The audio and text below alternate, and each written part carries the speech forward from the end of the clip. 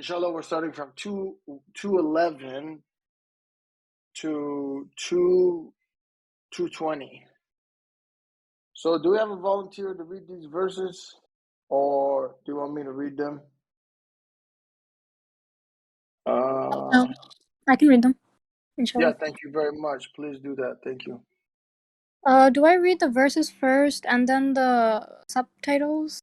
Wait, You could okay, just now. read, yeah, you could just read the subtitle and then the verse just in order. Okay, okay, I just put it all there in order for you. okay. Subtitle: Miracles bring greater responsibility. Ask the children of Israel how many profound miracles have we shown them. For those who disregard the blessings bestowed upon them by God, God is most strict in retribution. Short-sightedness. This worldly life is adorned in the eyes of the disbelievers, and they ridicule those who believe. However, the righteous will be far above them on the day of resurrection. God blesses whomever he wills, without limits. Disastrous jealousy. The people used to be one community when God sent the prophets as bearers of good news as well as warners. He sent down with them the scripture, bearing the truth, to judge among the people in their disputes. Ironically, those who received the scripture were the ones who rejected any new scripture, despite clear proofs given to them. This is due to jealousy on their part. God guides those who believe to the truth that is disputed by all others, in accordance with his will. God guides whoever wills in a straight path. Do you expect to enter paradise without being tested like those before you? They were tested with hardship and adversity, and were shaken up, until the messenger and those who believed with him said, "Where is God's victory? God's victory is near." Recipients of charity. They ask you about giving. Say, "The charity you give shall go to the parents, the relatives, the orphans, the poor, and the traveling alien. Any good you do, God is fully aware thereof."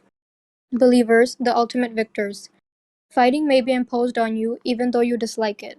But you may dislike something which is good for you, and you may like something which is bad for you. God knows while you do not know. Oppression condemned. They ask you about the sacred months and fighting therein. Say, "Fighting therein is a sacrilege." However, repelling from the path of God and disbelieving in Him and in the sanctity of the sacred mosque, masjid, and evicting its people are greater sacrileges in the sight of God. Oppression is worse than murder. They will always fight you to revert you from your religion, if they can. Those among you who revert from their religion, and die as disbelievers, have nullified their works in this life and the hereafter. These are the dwellers of hell, wherein they abide forever. Those who believe, and those who emigrate and strive in the cause of God, have deserved God's mercy. God is forgiver, most merciful. Intoxicants and gambling prohibited. They ask you about intoxicants and gambling. Say, "In them there is a gross sin, and some benefits for the people, but their sinfulness far outweighs their benefit." They also ask you what to give to charity. Say, "The excess." God thus clarifies the revelations for you, that you may reflect upon this life and the hereafter. And they ask you about the orphans. Say, "Bringing them up as righteous persons is the best you can do for them. If you mix their property with yours, you shall treat them as family members." God knows the righteous and the wicked. Had God willed, he could have imposed harsher rules upon you. God is almighty, most wise. Footnote for 211. The Quran's mathematical miracle is a great blessing, and brings with it an awesome responsibility. Please see Surah 5, verse 115. Footnote for 213. All worshippers of God alone, from all religions, are truly united. Footnote for 219. The world now recognizes that the economic benefits from manufacturing alcoholic beverages and illicit drugs are not worth the traffic fatalities, brain damage to children of alcoholic mothers, family crisis, and other disastrous consequences. Check with Alcoholics Anonymous and Gamblers Anonymous for more information. See also Surah 5 verses 90 to 91. All right, so do you have any questions or comments? You get priority since you read. Do you have any question comments in the order of the verses we read? Let me think about it. Okay, so we just read from 2:11 to 2:20 in the Quran. And inshallah, we can go in order of the verses and regarding any questions or comments.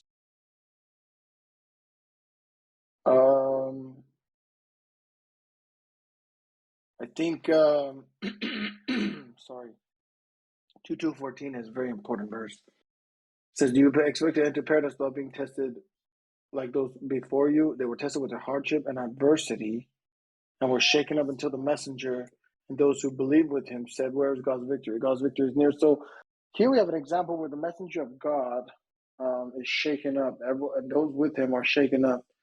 And, so if we get shaken up in our life, we shouldn't be surprised. And we should be aware of God's system in that we get tested in these ways, So if we get shaken up with hardship, adversity, and difficulty, we have to be strong. And it says, where is God's victory? God's victory is near. So we have to really believe this to overcome the difficulty and stay strong. I got a question about 2:119. They also ask you what to give to charity, say the excess. Now, is it 2.5 or is it the excess? Erdem, I nominate you for this response. Thanks. Okay. So basically, obligatory charity is a form of charity, and that is 2.5. But that's only the obligatory part. The rest of it is a is the excess, right? So basically, the people are asking, what do we give as charity? And the answer is the excess, right? So not the part that you need to survive, not like certain Christians believe, right? That they need to give all their property, that kind of stuff. Not that, only the excess. That's general charity. That's above the 2.5%. So how do you conciliate that's above the 2.5%? When God said in other verses, I don't recall the verses, do not give to the point you will put yourself in a situation. You gotta give, but do not put yourself in a situation like in debt or something, or not pay your bills, or you're getting kicked out of your house, or your electricity being cut off.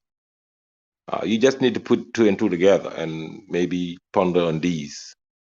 You're saying that this is the excess. This is not really what you're saying, that this is not the zakat. This is just the sadaqah. That's what you're saying, because the zakat is a zakat. It's 2.5. Now the sadaqah is whatever you can. I mean, if you want, it's not obligatory. But this charity here, God is talking about, what is it? Either you're gonna say it's not the zakat at all. Zakat is 2.5%. This is sadaqah. Sadaqah is on your excess. Or yes, you're gonna say, okay, the zakat, is it really 2.5%? Is it the excess? You're gonna have to ask yourself those questions, and then put them together with the verses God saying, do not give to the point of putting yourself in a situation.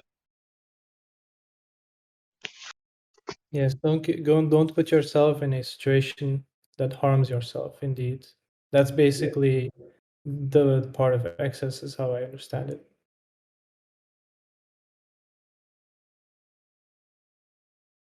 Hey, Erdem, do you want to share? I pasted the image regarding your finding of the standard deviation. I thought that was really interesting. Yes. So in statistics, we have, just a second, I'm going to close the window because it's making noise.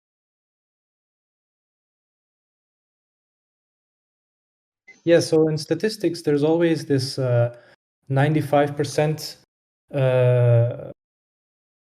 in the the statistics. There's always 2.5% that is left at the left and the right side of total number of the 100%. Wait, how do I explain this now correctly? So basically, you have a statistics, right? So you have a normal curve, and there's always You want me to try? Help out. yeah, go ahead. I got it from you, so it's funny. It's it'll be my attempt to try to phrase it how you did. So it's in a normal distribution, right? If you go so at the center of that distribution is going to be 0. If you go one standard deviation, you're basically 68%. So one standard deviation up or down from the middle, you're going to be 68% of your total, in essence, holdings. If you go 2 standard deviations, then you're at 95% of the total distribution, meaning that on both the 2 standard deviations away from the mean, you're going to be at 2.5% on either side, which is just interesting, because if you say like, okay, hey, what's the excess? I think everyone would be, in agreement that if you go 2 standard deviations above, where your holdings are, that you could constitute that portion as excess.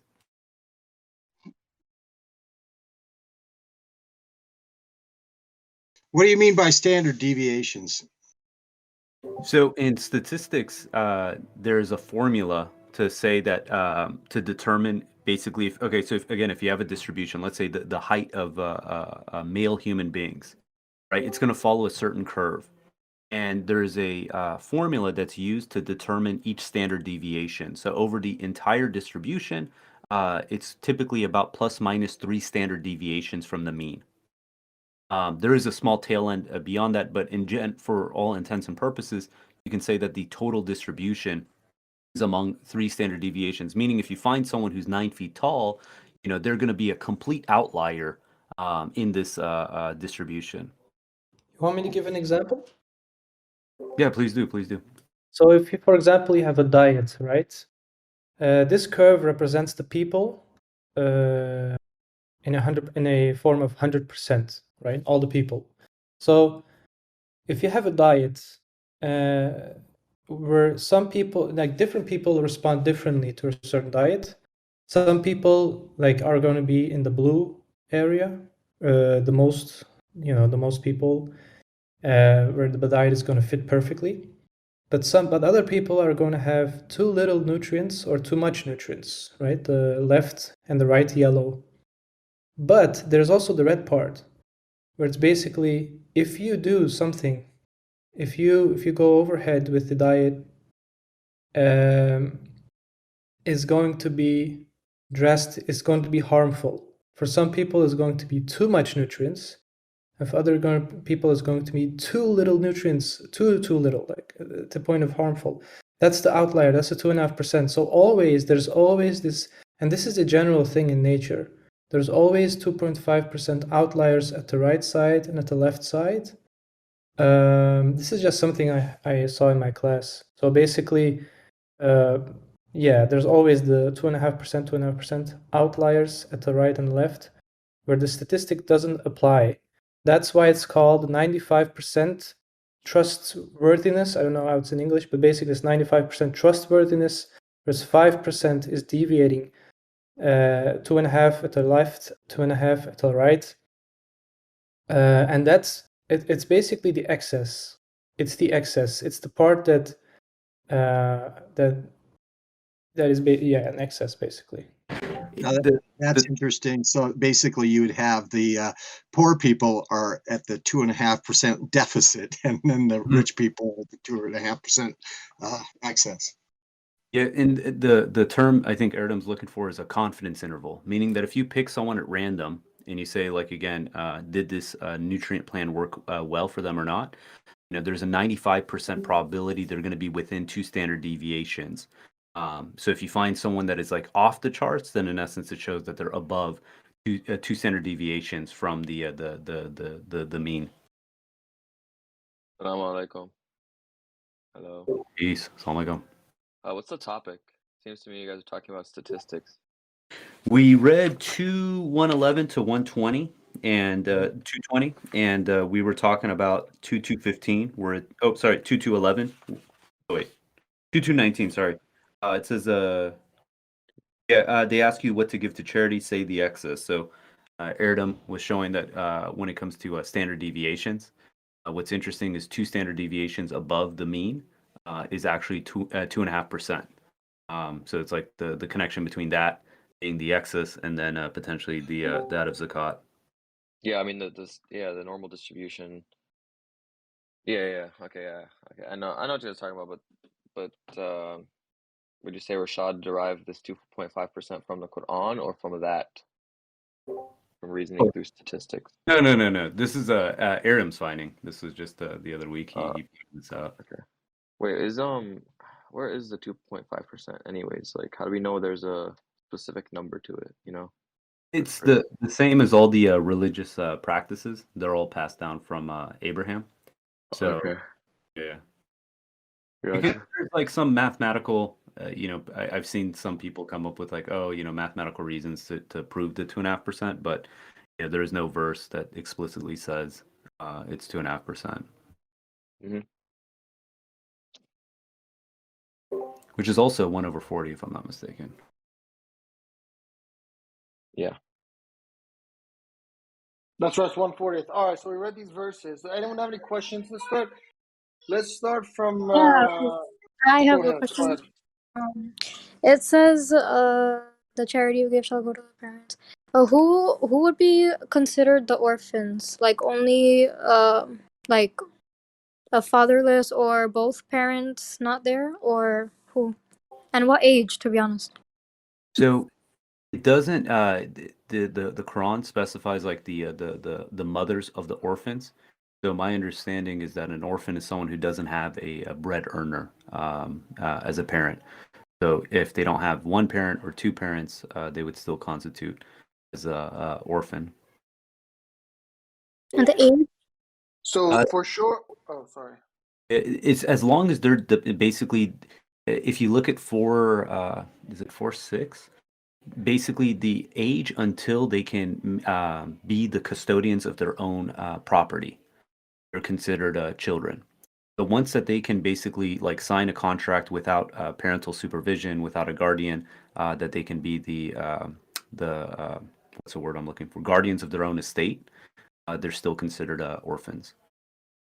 So for sure, the orphans include obviously people without parents, and then also people without fathers. They're also included in orphans because I put the verse, or part of the verse 4:3, because it says, if you deem it best for the orphans, you may marry their mother. So therefore, if a child doesn't have a father, they can be an orphan. I have another interpretation as well. I believe this is the one, like when it talks about the laws and the regulations is what's in reference. But there's a verse in the Quran. It talks about the disbelievers. Let me see if I can find it. Help. Basically, it's talking about the people and consuming so 89:19. So think this is an interesting take. 89:19. So it says and consuming the inheritance of helpless orphans. Like, how many people are ever going to be in a position where they're going to be consuming the inheritance of a helpless orphans? You would think that this is a very strange outlier situation, that someone becomes the guardian of an orphan and then consumes their inheritance. But I believe that there is another kind of take on this in the sense of an orphan, is that if you consider someone who isn't alive right now, they don't have a mother or father to advocate on their behalf. And you look at the decisions that people have done in the sense of that are really, putting a detriment to future generations, be it environmentally, be it financially, that they're putting all these burdens on the next generation of people who are inheriting this earth, because they want to basically have the upper hand and the benefits now. And I see this as a warning to us. And in essence, we should be conscientious of future generations of children, and not to set up things in this world that are going to, put them at a disadvantage when it's their Preach, time preach. to be That's true. Very true. in this world. That's actually that's a good point. But hasn't this been like a recurring thing? Have you noticed like a trend in like like say the last 100 years that every generation to come, starting at 100 years, there has been something or many things that have influenced the future generation negatively. For example, like you take time of like World War One, then you go to World War Two, like 1940s, and then 50s, 60s, 70s, all the way to the 2000s. Have you seen like something along those lines, or something that affected future generations negatively? There's a popular it was a book, but it's also kind of like a what do you call it? One of these patterns that people have been looking into. They call the fourth turning. I don't know if you're familiar with this, but it's kind of it discusses this very concept that, oh, look, each of these generations they possess certain qualities, and then you see the cycle kind of repeat. But we do see, I mean, I can't say definitively, oh, every 25 years this or that. There are consistent patterns that the Quran describes. You know, God sends a messenger, the people reject the messenger, then they accept the message, then they turn into idol worship, then they reject the message and turn into disbelievers, then they turn unappreciative, and then in essence, it's like they suffer the consequences. We do see these like patterns. Even in the U.S., it's funny. They say like the first generations are hustlers and entrepreneurs. The second generation are doctors and lawyers, and then the third generation are people who, in essence, like are going after the humanities and the arts. So you do Mm-hmm. see these patterns in society. So What do you think would be like the source of that, or you could say like psychological source? You know, would you say it's something physical, like would you say it's like a more external influence, more so like technology or environment, or would you say it's more just like a kind of it's like it's actually interpersonal? it's a byproduct of the situation. So if you look, like they've done all these studies, I can't say globally, but in the U.S. that the first group of immigrants who come to the U.S. they're hustlers, right? They're rejected by society. They got to basically hustle to get their work their way up. So they typically will jump into some industry, dominate that industry, establish themselves, and then what they want is for their children to be, prominent, safe positions. That's the reason they go for doctors, lawyers, engineers, right? Mm-hmm. And then after that, they're in a status of like wealth and affluence. And then their kids, they say, look, I don't want to go chase that stuff. It's too hard. I want to do something that's more, philosophical. I want to do the arts and the humanities. So you just see these trends kind of continue. Yeah. Would you say So that people go ahead. Go ahead. yeah, no, go ahead. Go ahead. You're fine. I insist. Go ahead. I was gonna ask something else. Okay, wait, I had another question. So the list of people to give to charity, they have to be like in need, right?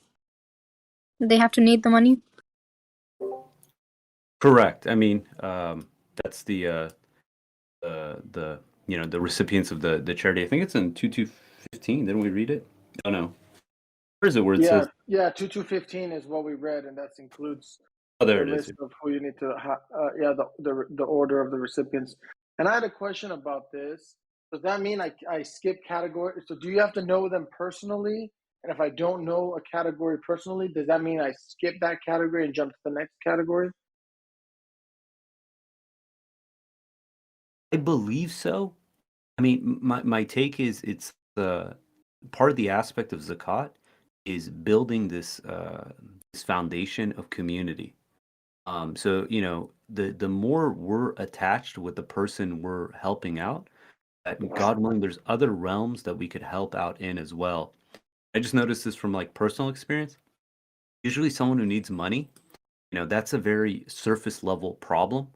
What they typically need are additional things that, in essence, aren't necessarily financial.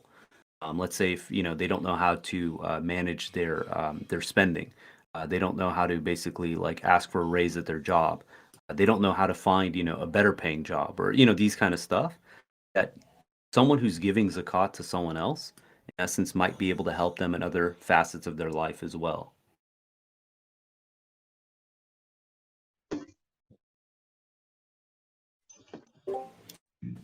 One of the worst things that happens to societies where you see this real separation between the haves and the have-nots is when there is no community between them, where they're completely isolated from one another. I think zakat, this is one of the facets of it, is the fact that it pushes us to communicate and build relationships with people who aren't financially in the same category as us. It's a blessing to be able to give zakat. But it's interesting, even the person who has less who gives zakat, there's someone who has less than them that they can help out, right? So there's like no threshold in the sense of how we can potentially help one another. So personal knowledge, we would agree then, is crucial. It's basically key to actually being able to fulfill zakat. I lean towards that, right? Like if I personally know someone rather than, oh, hey, there's this, individual overseas, no one knows them, and then you just kind of give it.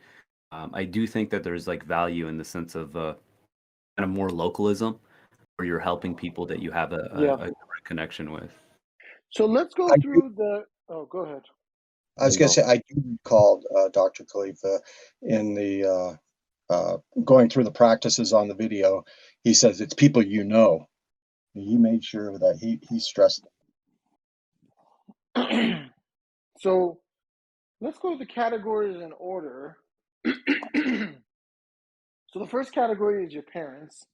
So I'm assuming you look to your parents and you check if they are needing.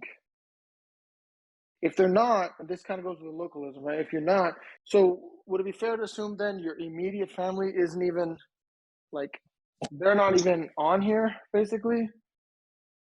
Let me ask you this. Can someone give, so it says, like, children are not here, so do they fall into, I guess they would all fall into relatives anyway, right? So even if they're not in the first category, they would fall into the second category, right? For example, a child. I think we have a given responsibility to our own children, that I wouldn't necessarily put in the category of zakat. Is it 59.9? Are we saying, I agree with that, but are we saying that? I think we kind of skipping it. Do they have to be poor? Do they have to be in need? If God said if we gotta say that they gotta be in need, you gotta say and the poor. Now where do you put the poor from? If the poor in there, so he's not telling you that the other one had to be in need. If they're orphans, they're orphans. Now, when it comes to definition to the definition of orphans, I think it's not. I think it's just the father. The way it's described in the Quran, I understood that the orphan is only when your father died. Only the father. Yeah, if both parents die, of course, you're orphan. But if your father died, you're orphan. If your mother died and your father is alive, you're not an orphan. So I think that's wrong. I really do. I might. Dr. Khalifa talked about that. Like even say a person's parents are in jail, or say one of them's a deadbeat. Somebody who divorces their wife and they're a deadbeat. They don't provide anything for them. You know what I'm saying? I think he talked about all this stuff too. Yeah, but he's still talking about a father. That was my next question. If the father's just missing, he doesn't have to be dead or verified to be dead, right? Yeah, but you're still talking about a father, though. You're talking about. I can give him a very good example. Like my mother died, and my kids are orphan now. But when my mother died, I can compare. I can see that my life was way miserable than my kids now have. Even though I had father, so so by definition, my kids are orphan, and I was not orphan, but my life was way miserable than my kids right now. Like I didn't even know tomorrow where should I go, and day after tomorrow where what I gonna eat. I had that life for a few years. So is not God counted like orphan too? Well, I was just going to say that, I think they need to be needy. If they're not needy, why would we give them charity if they don't need it? Doesn't make sense to me. On chapter 4, verse 3, God is talking about the second part of it, talking about the orphans at the beginning of the verse. If you feel you cannot deal justly with the orphans. In verse 2, he's talking about those who keep in their their goods for the orphan, not to abuse it. And verse 3, he talking about, I meant to say verse 2. In verse 2, about the orphan's goods. And verse 3, about marrying the orphan's mothers. Orphan's mothers. And you just quoted a verse, another verse talking about if you marry, talking about the orphans had mothers, not fathers. The orphans have mothers still alive, not fathers. Now, she's talking about a case where her mother maybe was so taking care of them, and she passed, they felt like they were orphans. Her grandkids, the grandkids of the mother. I mean, orphans is direct relationship. They had to be their kids, but your kids are not your mom's kids. I understand, but somebody should be, now, if your husband or whoever is not taking care, that's the second case that we talk about, deadbeat dad or something. Yes, we can use it as that, but not as orphans of your mother. No, orphans, your mother shouldn't be taking care of them anyway. Your husband should. So, الرجال قوامون على النساء. I mean, the man is supposed to be taking care of their family and the woman. So we cannot deduct from your mother passing away, may her soul rest in peace, to your kids, you being orphans. I don't think so. Wait, are you talking to are you responding to my mom? Yes. Oh, okay. So no, what she was saying is that, like, why she's asking, like, why would you be considered an orphan if your mother dies and only if your father dies? And then she was comparing. She said that her mother passed away when she was young, and now, like me, like our father has passed away, and she's saying that comparatively her life was like worse. So like, just she's asking, like, if your mother dies, then why would you not be considered an orphan if the mother and father are both like basically like the same, like if your mother dies, you're still having the same like effects and Your mother consequences. is not supposed to be providing. Your father is supposed to be providing. So well, yeah, we're let's talking. say your father, like, yeah, but he's still alive and your mother's dead. Yeah. Go ahead. I think the question was does the person need to be in need, right? Yes. First Okay. question. No, the All second right. question. So I looked up the verses. I think it is. If you look at 51:19, it says, "A'udhu billahi minash shaitanir rajim, bismillahir rahmanir rahim." It says a portion of their money was set aside for the beggar and the needy. And then in 70:24 and 25, it says part of their money is set aside for the poor and the needy. So I think that explains the previous category. It gives a certain order. And then I think these verses explain that they need to have a need for it. I mean, what if you got a verse where you found the needy and the orphan in the same verse? How about you found those verses? But the Quran, it's not. I don't think it's exclusive, because we have a verse where it says the angels and Gabriel and Michael, but we know that Gabriel and Michael are angels. Yeah, but it doesn't. Yeah, you're gonna have to show that though. If an orphan is not in need, think about that verse out there.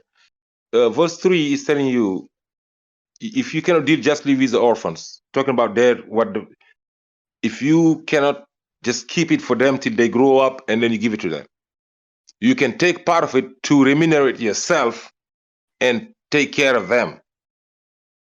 Now, but if you rich enough not to touch it, don't touch it. Just feed them till they grow up and then give them their money. See, orphans might be rich. If Bill Gates dies right now, his kids are rich, right? They're still orphans. Orphans might have a lot of money. They might not. It depends on what their father left, right? But if you say orphans, I can say no, they're not in need. You cannot give it to them. Do you have to go that far? I don't know. So if your mother dies, you are not an orphan, right? Even if your father is alive and a deadbeat and your mother is dead, you're not an orphan, right? No, I think if your father, even if he's alive, he's a deadbeat, yes, you're orphan. As long as the father cannot provide, you're an orphan. That's how I look at it. Or is not providing. Yes, I accept that thing, that vision. I'm just saying about the definition of the orphan. That's all I say. The father should be providing, he's not providing. Either he's dead physically or he's a deadbeat. I accept that. I don't have a problem with that. I'm just having a problem where the mother dies. God is, just give me an example where the mother died and they're being called orphans in the Quran. It's not. I don't see it.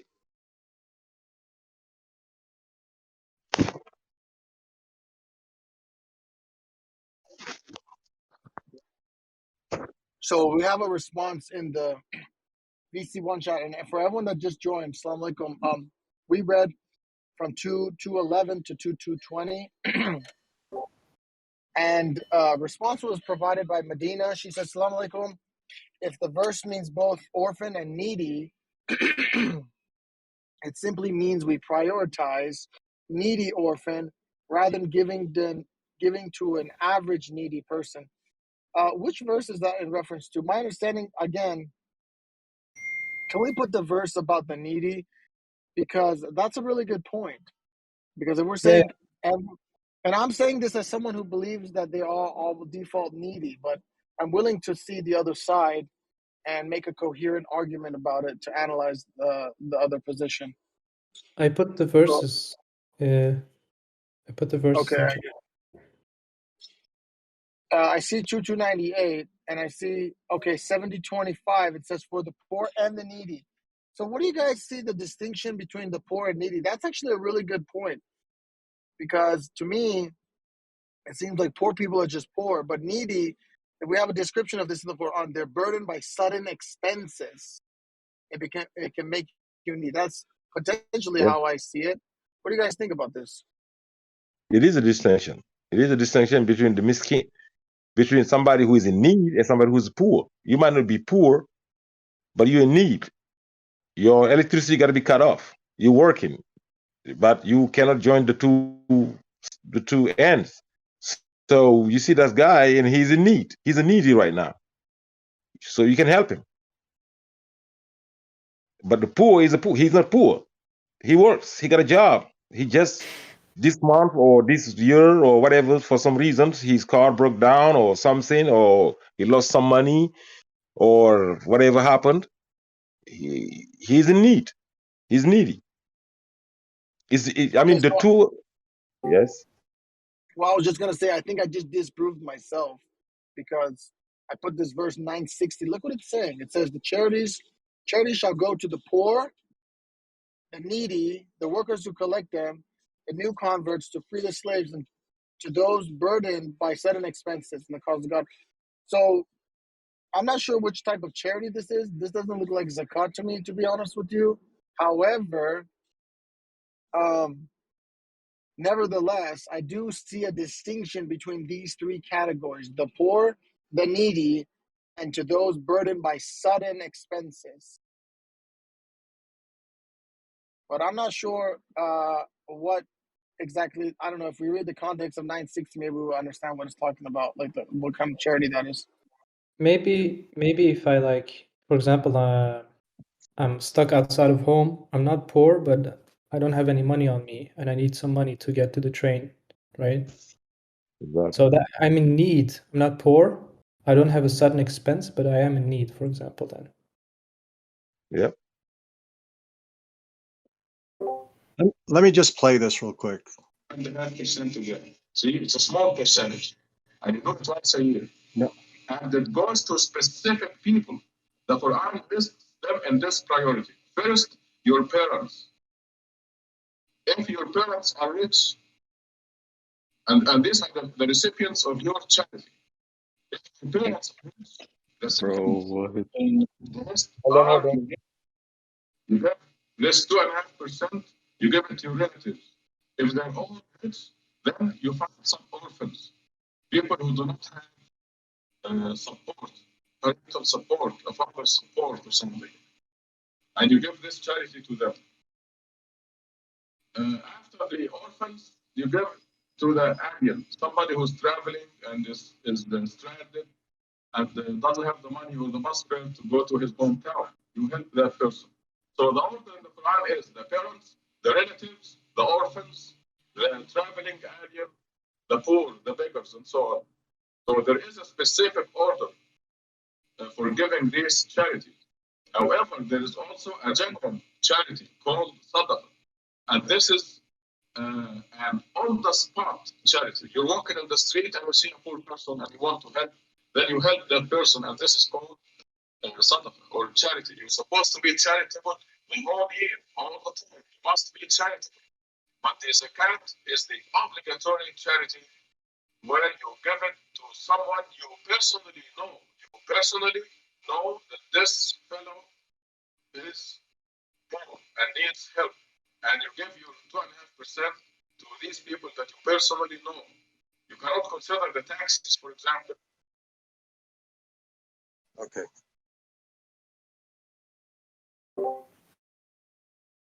Mashallah. That was really beneficial, to be honest with you, because I was always confused that if I give a charity to a poor person on the street, does that mess up my zakat, or what does that do? But he makes it clear that that's just sadaqah. That's not even zakat. So it's a different situation. Yeah, but because the zakat both fall on the poor too. I mean, if you know him, he's poor. They both fall on him. The poor is in the zakat too. The poor is in the zakat and in the sadaqah. That's the thing. He's in both categories.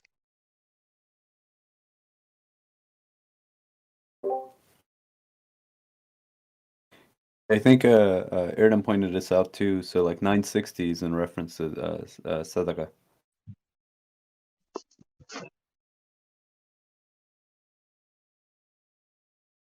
Medina says, I have a question. What do you guys think of a submitter who's been consistently asking for money from other submitters? Notice that many submitters have a low tolerance for a submitter that begs constantly. What if he's poor? What if he doesn't have it? What's the problem? I'll give a personal experience. There was someone, he came to the community, and he wasn't in a good financial situation. People bent over backwards for I would say a couple years trying to help this individual, but every job that they would get in place, he would get fired or just stop showing up. They would give him a car, he'd get in an accident, like help him out on last minute stuff, just to the point. And it wasn't like a young kid. This is like a someone who's at the time, I think they were in their like mid to late 30s. And it just got to the point where, in essence, he was just constantly, in essence, holding this over people's head. They weren't doing more to help him, and it was awkward. It's like one of those things where it's like, dude, and there was times where it got really dicey, where he's saying, "There's people out to get me. I have to stay at your place," and I'm like, "I can't have you here with my family." Like that's crossing the line as far as what I can do to help out. And at what point do you say, in essence, like, and he's holding that over, I could say specifically like my head, saying, "Oh, you're not doing enough. You're not abiding by the verses of the Quran." I felt like he was just abusing this on not just me, but a lot of the members in the community. I'm just curious. Yeah, it's like, did I commit a sin in that sense of saying like, look, I can't continue going down this path. I've done all I can to try to help out, but this is not productive anymore. I'm curious to know what you guys think. I mean, any abuse is bad, but you cannot think of because he's a submitter and he's asking it all the time that he shouldn't be. If you can give, what's the problem? I mean, mention of that now. If anybody submitter or not, it's BS. He's just asking because they're lazy, too lazy to work or to do anything or to try anything. I mean, you can give. You see people say in here, oh, you cannot give those people, they're buying drugs. I said, do I know what you do with your, I don't care what you do with your money. You know, you poor, I mean, I don't care what they do with their money. I give them. They're poor. Okay, they're poor. Do they eat? Yes, they eat. They gotta buy some food somehow. All right. Oh, they're buying drugs. No, they're buying drugs. Why are you giving to them? They're buying drugs. I said, I don't control what people do with their money. Is your employee controlling what do you do with your money? You do what you want with your money, right? Just give it. I'll give you an example. So this was really prevalent in San Francisco. I'm sure it's probably other places as well. Go on every street corner. There's a lady bundled up. They would have a child in a car seat that appears to be sleeping. Every corner. Right? They just look so despondent, so desolate. And the thing is, when you see the first one, your heart breaks. You're like, how is it possible that every corner has one of these people? And on top of that, this is the thing that's really disturbing. How is it possible that these kids, like anyone who had a baby, does not see the baby just perpetually sleeping in a car seat? Every single one of these kids, their eyes are closed, they're quiet. They did obviously, people got wind. In San Francisco, it's hard to get them to act on any of this stuff. They found out that this is just a ring, and they basically drug these kids to put them in sleep, and they just collect money. It's at what point do you say, for instance, like, look, if you are supporting this, you're really just enabling the behavior. There's other ones. They're professional panhandlers. Like it's hilarious. I saw the guy get into a BMW brand new, and just drive off. You could say that it's like, look, this is him, but at the same time, you realize like it's a scam at that point. And you're all you're doing is you're proliferating this bad actors at the expense of people who genuinely need it. And that's the problem I have with like individuals like this. It's not that, hey, you see someone and you don't know, is that it's because of this, people stop giving to charity. People stop helping people in need because they just have been burned so many times by bad actors that they just, have become desensitized to it.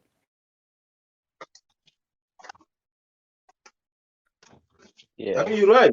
It's a lot of scammers. There's a lady. She drive. Yes, she got the van, Mercedes van, whatever. I mean, if they got discovered, if you know now, yes. But if you don't know, now are you gonna be seeing another lady next to another boy that is sleeping, really not drugged, and they just say, oh, they assume that it's the same lady or she doing the same? You can't. You can't. You might be. You just don't know at that point, which ones are real, which ones aren't. Exactly. So I have a question. That's hard. Do we treat beggars in Western countries different than we do in third world countries? I feel like I do. Because like in the West, we have food pantries. If you're genuinely poor, you can go there, you can get free food with a shopping cart and everything. But like if you go to like India or Pakistan or Iraq, Japan, like the people there don't have any way to like utilize any social services. So I'm just curious if you guys treat the poor people from different places differently. I think I do. I'll say one thing that we have to be conscientious of is, different mores and norms in different societies. You go to a desolate country, and you look at the person who's making $1 an hour a day, and you compare them to the person who's making $2 a day, and you look at them, you say they're both poor. To the individual who's making $1 a day, he looks at the one who's making $2 and he goes, "Man, that guy's well off. Like I wish I was making $2 a day." And I think it's worth looking things in the perspective. Like, okay, what is the conditions, the opportunities and stuff within that society? Because for us, if you're blessed living in a developed country, I think what's the stat? If you make more than $60,000 a year, you're in the top 1% globally. So it's like it's that aspect that when we go to other places, we have to almost like recalibrate to what the norm is, because at the same time, it can be very easy to come off as like extravagant and stuff. And I'm not saying don't give to charity, but it almost requires like a recalibration. That's my 2 cents. I was going to say I've succumbed to all of that stuff, all the suspicion. I've seen people where they have their whole family out there on the corner every day, you know, all the kids and everybody, and I'm sure it's a better draw. And I feel the suspicion. I feel all of that. I've had personal people in the company who come to the community when I was in the Sunni community, and it would just be one sad story after next, and I felt I was in the position where I was the one who was giving the guy the money from the community, and I felt a responsibility to the community as well. But in the end, I feel like these are tests. I feel like that any of these people that you see, it's an opportunity. We should never see it as a burden. It should be always an opportunity to gain credit from God, and go ahead, be a fool, be duped by somebody who is doing it for a business, because the suspicion is worse. You don't want to be somebody suspicious. You want to be somebody that, even amongst those people who quite obviously were making a living doing it or something like that, you were charitable even then. You know, it's you're just saving yourself. So Jeff, with the people, I would say yeah, that the only way to be charitable is not just handing something to them. Like, I'm talking about like food pantries. If you give them a flyer that gives them directions to get to the food pantry to where they can get unlimited food, wouldn't that be more appropriate than giving them like $1 or whatever? But you're not giving. God asking you to give. Did you give? No. Give. Did you give? Not a flyer. God didn't ask you to give a flyer. God asked you to give. Actually, Dr. Khalifa talked about the point of, are we solving a problem? The truth is we're not solving any problems. There's, Satan's in control of this world, and there's not enough believers out there to solve the problem. That this is just, you're doing it because God gave you the command to do it, and that's it. And what's that? No, I said that's it. Sorry. Go ahead. Yeah. If I could add something though, if we're obviously making a distinction between zakat and sadaqah, like just general charity. I feel like part of the aspect of just saying, hey, I gave my money, I'm done. It's better than not giving. It's not necessarily the best solution, because a lot of times you come across someone and they're asking for money, but at the end what they need isn't just the money. The money is just a short-term solution for their immediate problem. I think it's like, as submitters, kind of, if we really want to help, sometimes you have to just dig in deeper to see, okay, what's going on? What's the condition? Maybe there's something more better use of our time, resources that's going to have a bigger impact, just merely just giving the money and saying, having a clear conscience and walking away.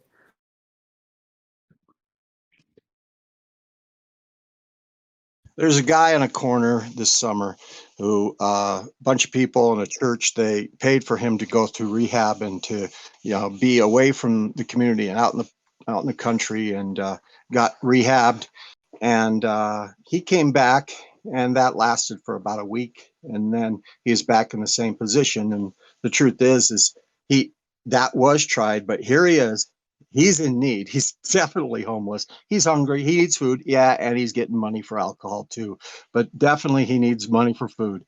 I get him his lunch if I do anything. I do that. I mean, I'm not trying to brag. I'm just saying I'm bringing it up. I'm ruining my charity by saying this for this example, saying that, you can buy people some food. I've asked him, what's your favorite food? And he had like, oh, I can't have mustard. I can't have this and this and this because of allergies and stuff. So you find out, but he's not making his living on it. This is a destitute person who can't function in society, and he needs charity. So, Jeff, I have a question for you. If I have two options, I can give a man that I see begging or whatever, and he says, I'm healthy, I don't have a job, with this and that. I give him $20 and I walk away. That's option one. Option two is I grab him by the hand, take him to the workforce department, and help him find a job in a very low unemployment environment. But I haven't actually physically given him anything. Which one do you think is better, more righteous, and more beneficial and productive? Yeah. It just depends on the situation. I mean, I like your option, trying to help him solve his problem. I mean, I ran into that this winter one time. It was just below zero, and a guy had short pants on, literally, and had a blanket around him, and he was way on the other end of town from the homeless shelter. Plus, you have to be at the homeless shelter before 5, so it was kind of pointless for him. And the point is, I called the homeless shelter with him in the car just to give, hey, let's figure this out. I'll show you where to go, how to do it, teach him how to do it, all this stuff. And then I took him to a Denny's where he could stay warm all night, gave him enough money to order coffee and food all night long. And the next day, or several days later, I saw him back way on the other side of town, nowhere where he could never be part of the homeless shelter, doing it, hanging out someplace completely different, and looking equally as destitute. So sometimes it's not that they don't know, it's that there's something else going on. That's what I say. I just want to say that's why I made a distinction between developed and undeveloped countries, because in developed countries, the situation is not really just the pure poverty because of living economic conditions per se. It's because I think this is statistically shown to be either drug issues or mental health issues in over 90% of the causes, if not more. And Sean, look into statistics to back that up, but I think that's pretty much the case. And so In your I don't case, see that being the same in like India or Yemen or these other places. You know what I'm trying to say? There's in your good. yeah, I mean, in his example, giving money or helping him find a job, I mean, it's both good. But when it comes to zakat, you cannot help to give a job. You helping, that's good. But when it comes to zakat, you gotta give money. Now you can help and expecting people to be evaluating this in money. No, it had to be a percentage. You gotta get out. Now, is it a sadaqah? Yeah, maybe. If you help somebody get a job, or how about you do both? Give him the 20 and then take him with you and then get him a job. Yeah. 20 is not gonna last him long. And I cannot just go past in the cold weather. I cannot go by somebody below zero, whatever. I cannot. I don't care what I think. I looked the other day. I couldn't find anything. I swear to God, I had $71. $1 was too small. $20 was kind of too much. $50, I wasn't even thinking about it. I had to give him something. I put my wallet out. I looked. That's the only thing I have. 3 bills: a 50, a 20, and a 1. What I do? I give him the 20. I couldn't go past him, man. And I stopped the traffic because the light was green. The 4 first cars was gone. He was at the corner. He had to walk to me. I'm walking to him. I stopped. See, I can't. I don't care what he does with the money. I have a question for you. Yes. So what if guy's holding a sign and he says, hey, I'm not going to lie. I need money for beer. What are you going to do in that situation? You're I tell him stupidity. no. Yeah. I just go by. Yeah, I'm stupid. That's where you're like, you got to do everything in your power to be like, what are the benefits of this beer? If I give these few dollars to you for the beer, what are the benefits? They're probably they're gonna be like, I just need something to drink, something to take my head off, something, blah, blah, blah. I mean, that's where you got to use your intuition, your knowledge, your reason to kind of help them see why, giving them this money should go towards something more important, But, some people are just, do we want to? Thank No, you. So do we want to? I say, Go ahead. but I see that like the person, even though he's not lying, he said that he need beer, but the zakat criteria, he doesn't fall. That he's not in need. He's not orphan, because Exactly. beer is he never can be in need. When someone fall in your basis like orphan, in need, this and that, you okay, you are not going to judge them. When you see that the situation looks like that they need help, you just go give. But a person saying that I need beer, I need drugs, I need I inject my baby to begging. They are disclosing. Still, you feel you're not judging anymore. It's open. It's cut and clear that they don't need. They just they will abuse your charity. This is clear that the bear is never can be. He doesn't follow any criteria.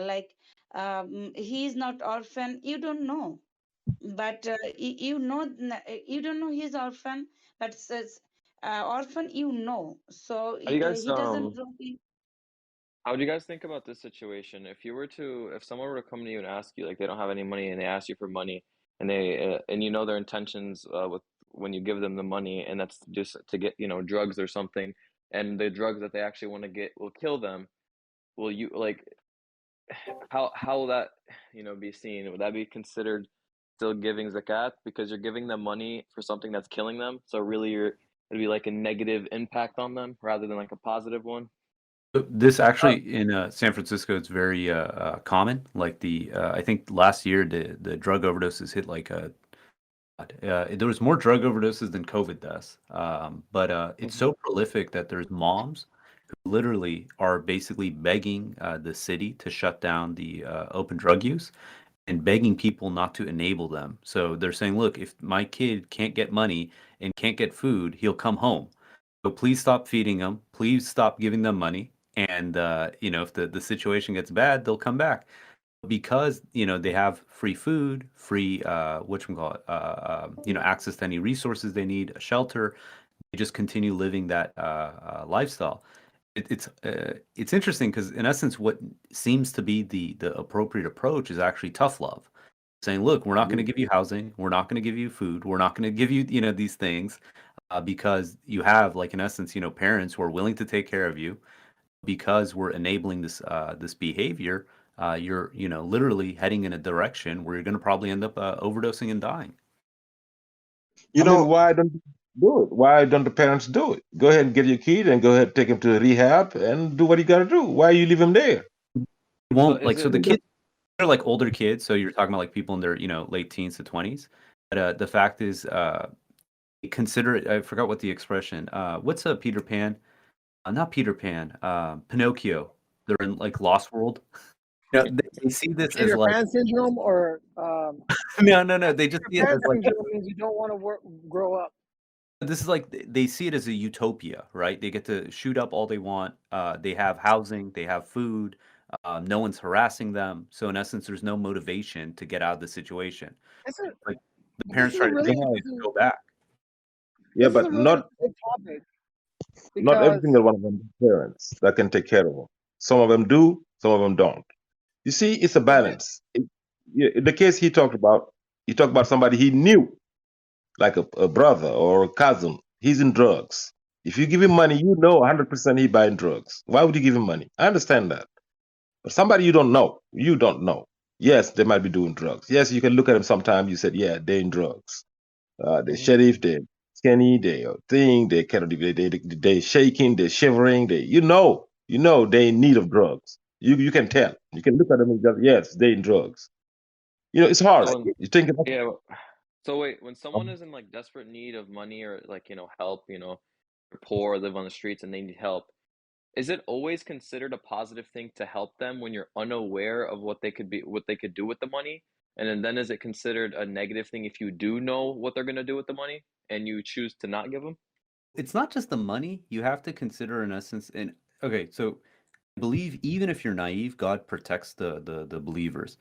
That said, we don't kind of put ourselves in situations where it's you're much risking your well-being. I'll give you a story. So we used to go to San Francisco, and the abundance of homeless people is crazy. We'd go there with bags of food, and what's nuts is they get very rowdy. You can imagine, going down an alley, you're being mauled by tons of people trying to get, whatever you're giving out. And there's been women who've been, groped and sexually like grabbed. And then even as a man, you go there, you're like, dude, that's a very sketchy situation to put yourself into. It's that element that I feel like God protected us because we had the right intentions. In hindsight, you're like, dude, that was the dumbest thing you can do. And I think it's the same thing where it's like, look, we shouldn't be putting ourselves in situations where we know for a fact like this isn't a safe situation just because we think that I'm in a God's protection. I think we have to use some common sense. Yeah, I want to just say on that is that okay, so we're really kind of talking about two things here. We're talking about Sadaqah and we're talking about Zakat. So the Zakat is its requirement, it's people you know. So that kind of solves half of these questions we've got right here, because if it's somebody, if you're given your Zakat, you're going to do it and you'll know the circumstance of the person and you'll know these kind of deeper questions. But the Sadaqah, Dr. Khalifa even talked about it. He said he investigated the food bank in his community, and he said he gave, give to that, the food bank, and that was advocated. So in that sense, then it would be covering some of those social issues that you're talking about there too, and maybe not putting your family in harm's way or something. Does this give into the bigger issue that I was going to talk about, was in terms of economic policy in the Quran? Because some people don't like that, like some others, like myself and others, we say like, look, we understand this to be lit. Excuse me. No, nothing. Go ahead. Yeah. So we're talking about like a libertarian economic policy where there's very minimal social program, but there's very strong societal value systems where people actually care about each other and on a private level are very involved in dealing with the people's problems. You think about it, time is money. So it could be easier for me to give someone $15 on the spot versus spending half an hour to an hour with them to following through on their job opportunities or going somewhere or figuring out what they need to do, stuff like that. So if we are invested in each other in this way, that seems to be a more effective solution. It's consistent with the Zakat methodology of personally knowing people rather than blank checks coming from a centralized governing body that gets basically abused most of the time and perpetuates a problem without it actually resolving any of the core issues at play. There's been a case in Senegal, in my country, of a woman who begged. Just think about it now. He begged to the point of getting over there. You can have about 3 million. 3 million is about $6,000 US dollars to go to Hajj. She begged to get to. She's always eating something low. I mean, nothing. But she went to Hajj visit with the money she's begging for. Now it took her years to collect it. And think about it, people giving there. Maybe the most that you can get from someone is $1. The most in Africa. That's 500 of our local money. $1 or maybe $2. If not, it's gonna be 10 cents and a dime or something. That's it. I mean, a nickel or dime. Now she collected all of that for years to get the money to go do the pilgrimage. Now think about that. Is she in need? Was she really in need? I mean, after she said that openly on TVs and on things, what do you do with that person? Do you keep on giving to her? Did she openly do it? Did her sign say, "I want money for Hajj"? No. Police. No. Then if she did not, then that's illicit gains. She did not. She was begging for food, begging for money. She got the money. After that, she went to Hajj, and after that, she talked about it.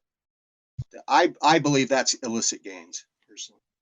Yeah, that's that was weird to me. I'm like, oh my god, that's. So it'd be kind of like a lie, right? Like they say they need these things and they get money for it, but they use that money for something completely different, right? Right. I mean, she never said that. I mean, it's never clear. She's just begging. You're thinking she's begging for food. You're thinking she's begging to at least pay for her housing or something. You don't think of Hajj. I feel like, I mean, that lie. I mean, this person saying these things, their intention to go to the Hajj I think to them it would have been more important to do that, than to like financially support themselves with whatever they get. So making up that lie would allow people to actually give them something. Because if that person was like, I want to go to Hajj and I just need some money, more people would turn her down, right? And she wouldn't get as much, Yep. So I think it's kind of like a psychological thing, She gained this stuff using psychological, reasons. And, People would and the give her more best money. and the best preparation for Hajj is a garment of righteousness, which she was basically destroying. Yep. I don't wanna divert from anything, but I heard something. There was a debate yesterday about Hajj. What was like the conclusion of that? Anybody know? Oh, I was there debating. I'm the one that was debating mainly Maverick. Yeah, Mav- yeah. So sorry to interrupt. I don't want to turn this into a Quranist session right now. At the Quran I don't. study.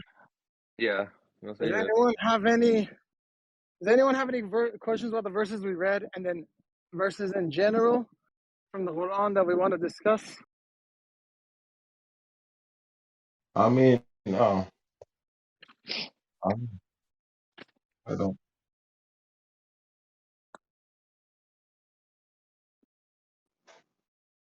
So what was the conclusion? Do we judge, or if it is cut and clear, then we can judge, uh, or even though we know that someone is asking for beer and drugs, we still can go. Go meaning what? Give? Yeah, just like give, as you said, brother, ultimate truth. Like if they're asking for beer even, and you will just go and give. Is No, that I the didn't, I didn't say that. I mean, somebody saying clearly, I'm being honest. I just need a beer. I don't care about you. I go by. No, you have to hide it at is, least. You can tell me, but is that okay, following the criteria? Like, is he needy? Is he orphan? Is he your parents? What criteria for that person? Then you would you will never. then you would limit needy. Then you would say if they're needy, then would you say that needy thing that they need has to be have a positive effect, or just needy as in whatever they want, they need anything, you giving them is good in You any way. you you totally know that beer, those alcohol is prohibited, and he need. God says that He gave us Oh brain, yeah. eyesight, everything. So, Let like, it you clearly know that this person is going to buy something which is prohibited. That's He followed the criteria that he's in need. I You're no, not post judging because no, it's cut and clear. I posted no. I posted the verse that says that let there be a community that advocates righteousness and forbids evil. I don't think Yes, giving someone money for beer is right is advocating righteousness. exactly. Yeah, it's like you telling me, somebody telling me, "Oh, my family is poor. I got to rob a bank. I need money to buy a gun, and give me some money to buy a gun." That's what you're telling me right now. Give him some money. Let him go buy a gun and to go rob a bank to feed his family or something, or to buy a beer or to do something. No, I mean, we gotta talk righteousness. We gotta look need. It's not in need to harm yourself or to harm others. You can be drunk, kill somebody. You can be drunk, kill yourself. You can be. It's prohibited. Why would you help somebody doing something that is prohibited? You fuck what's that. interesting. What's interesting, if someone comes up to you and asks you that they need money for they would get drugs or alcohol, you saying no and be like, I'm not gonna do this because of this, and you like walking away is actually going to be more beneficial for them than giving them something, because Exactly. that's going to give them a reason to change the request. It's going to be like, okay, or change the way they feel about how they're approaching people asking for something, right? So instead of them asking for money to get this, they're going to have a change of heart and they're like, I'm really hungry and I do really want food. And then you know it'll just be like a you not giving them is more, it'll be helping them rather than hurting them. So I tell somehow, I tell you, all those are great examples. I personally, I just solve it by saying, look, I religiously, I cannot give you any money for alcohol, but I'll be more than glad to go to McDonald's and get you a Big Mac. What's your favorite thing from McDonald's? And they always come up with something. There's always something they want. Yep, that's it. I do that. If I got time, yes, I do that. If I don't have time, I just drive by. That's it. yeah, that makes sense.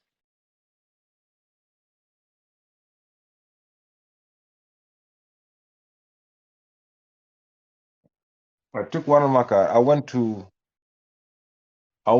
drove like I'm talking about 800 miles away from. I went to Kansas. I live in Ohio. I drove down there 14 hours. All of a sudden, it was cold. Somebody walking in the highway. I stopped. I really stopped. I mean, I know it's dangerous. I know you can be killed. I mean, I know you can be. I stopped. Away from him. I backed up all the way to him. I didn't ask questions. He hopped in. Where are you going? Why are you working? Why? I mean, it's cold. I'm talking about it was like 37 degrees, maybe. Hmm. Where he headed? What's going on?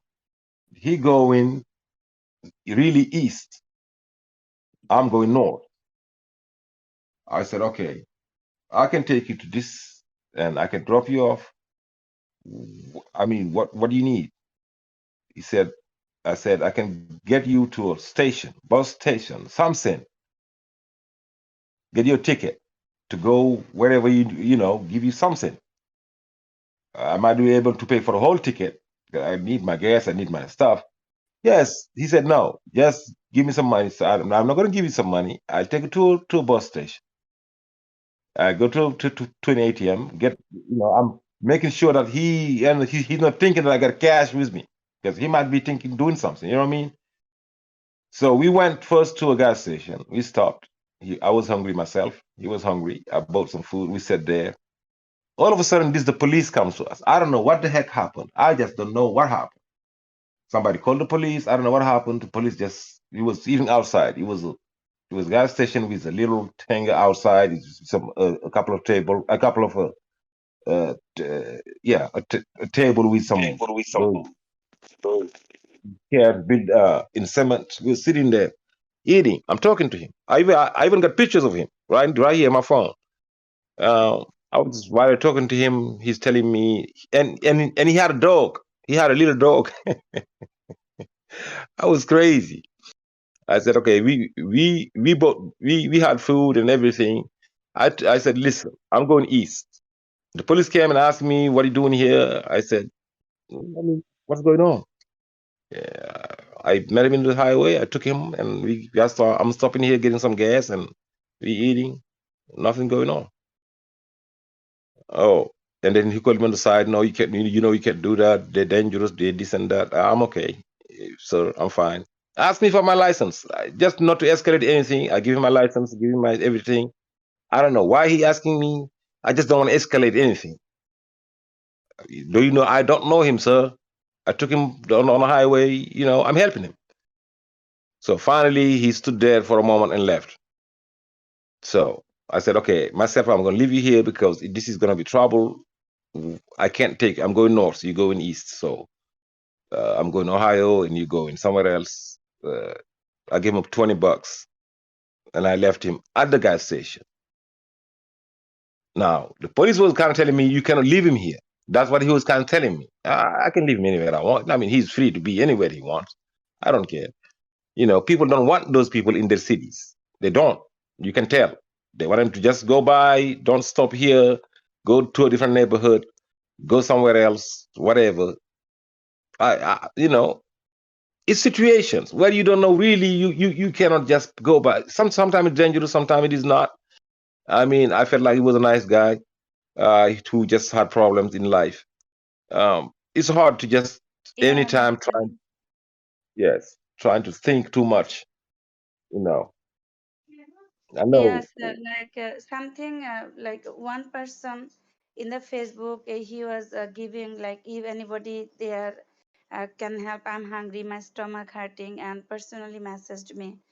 I asked him like, you can come take money from me from the station. He said, no, I don't have money for subway train. So I said, okay, like I can come buy you food. He said, no, I cannot cook. I need to just buy ready food. So finally I said, okay, I will give you, but since you're submitter, why don't you come to Juma? He said, no, I don't feel to go with the crowd and meet with the people and so on. Then I said, like Juma is obligatory. Why don't you come?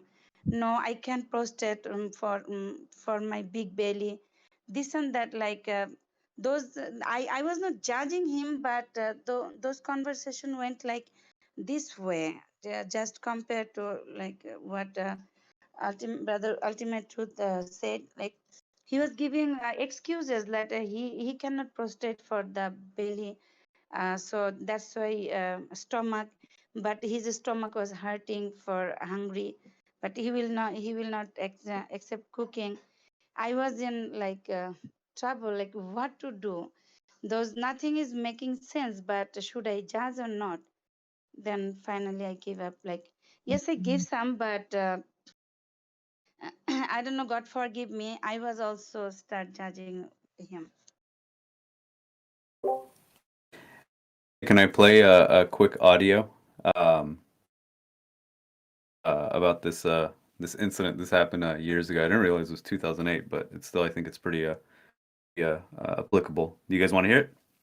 Yeah, sure. Okay, tell me how the audio comes out. Hopefully it's Julio good. Diaz. He's a social worker from the Bronx in New York City. You guys hear that okay? Yep. He has a daily routine. Every night he ends an hour-long subway Really? trip to the Bronx. Can you do it little louder? That's as loud as it goes, apparently. I can try and move my mic closer. I could try to share my my screen, but let's see. To the Bronx, one stop early, just so he can eat at his favorite diner. One night last month, as Mr. Diaz stepped off the train and onto a nearly empty platform, his evening took an unexpected turn. So I get off the train, I'm walking towards the stairs, and this young teenager pulls out a knife, wants my money. I just gave him my wallet, told him, here you go. He starts to leave, and as he's walking away, I'm like, hey, wait a minute, you forgot something. If you're going to be robbing people for the rest of the night, you might as well take my coat to keep you warm. But, he's looking at me like, what's going on here, and he asked me, well, why are you doing this? And I'm like, well, I know, man, if you're willing to risk your freedom for a few dollars, then I guess you must really need the money. All I wanted to do was go get dinner. And if you really want to join me, hey, you're more than welcome. So I'm like, look, you can follow me if you want. And I just felt maybe he really needs help. We go into the diner where we sit down in the booth, and the manager comes by, the dishwashers come by, the waiters come by to say hi, So the kid was like, yeah, but you know everybody here. Do you own this place? I'm like, no, I just eat here a lot. But you're even nice to the dishwasher. I'm like, well, haven't you been taught you should be nice to everybody? So he's like, yeah, but I didn't think people actually behave that way. I just asked him in the end, I'm like, what is it that you want out of life? He just had almost a sad face. Or he couldn't answer me, or he didn't want to. Bill came, and I look at him and I'm like, look, I guess you're gonna have to pay for this bill because you have my money and I can't pay for this. So if you give me my wallet back, I'll gladly treat you. He didn't even think about it. He's like, yeah, okay, here you go. I got my wallet back. I gave him $20 for it. I figure maybe it'll help him. I don't know. And when I gave him the $20, I asked him to give me something in return, which was his knife, and he gave it to me. It's funny because when I told my mom about what happened, no mom wants to hear this, but with her, she was like, well, you're the type of kid that always someone asks you for the time, you gave them your watch. I figure, you treat people right, you can only hope that they treat you right. It's as simple as it gets in this complicated world. Do do do do. This is so beautiful. I mean, Yeah. the guy still had the wallet. The restaurant. I thought he gave it to him back. I mean, when they were heading there. No, he still had the wallet in his pocket. Oh my God. I was gonna I was gonna say something, but I'm not gonna say it. That's crazy. Stupid. I mean, people are in a situation. People be in a situation of desperate. I'm gonna ask. He probably asked 100 people. Nobody gave him nothing. Okay, I'm gonna rob somebody. I mean, that's the country we in on. I mean, that's the situation we in. In every country, you got few. I mean, the percentage might go in higher in the Western countries, but you still have them everywhere. They're desperate. They're gonna rob someone. They might kill him if you resist. I'm glad he didn't resist. He just said, "Okay, here it is. Take it." You know, and yeah, I mean, it worked out good. He got the knife. The guy had $20, had some food. Everybody happy. So he's happy to help somebody. That's the thing. His intentions are so good that God help him just solve this thing without being hurt, without harming, and took the knife from the guy, not to harm somebody else, not try to rob somebody else, and that's beautiful. The way I see it is that, in any situation we get into, any scenario, it's not binary in the sense, do I give them money or do I, curse them? There's a whole spectrum of what we can do, right? On one end of the spectrum, yeah, you walk past someone and you say, "Get a job, get out of here, bum," you know. And the other side of the spectrum, you're like, no, you go and you spend time with them, you help them out, you see what's needed. This is like the example of the parable in the Bible about the Good Samaritan. That there was a guy, he's mugged, he's left out on the street. All these people walk by, no one does anything. But then the Samaritan, sees them. They take them. They go and find a place to stay. They pay for their lodging, for their to get back on their feet. You realize, like, in anything we do, any interaction we have, again, God wants to see how do we behave in that situation. Do we do the bare minimum of just, giving a warm smile, a head nod, or something like that? Do we give money? Do we give our time? Do we, there's a whole series of things that we could do in any given situation. And I believe whatever we do is going to be commensurate with the amount of good deeds that God allows us to have. Yep. It's a lot good deeds, more good deeds being done in the Western countries than in the Muslim countries, so called. That's the kind of What situation what verse are we on?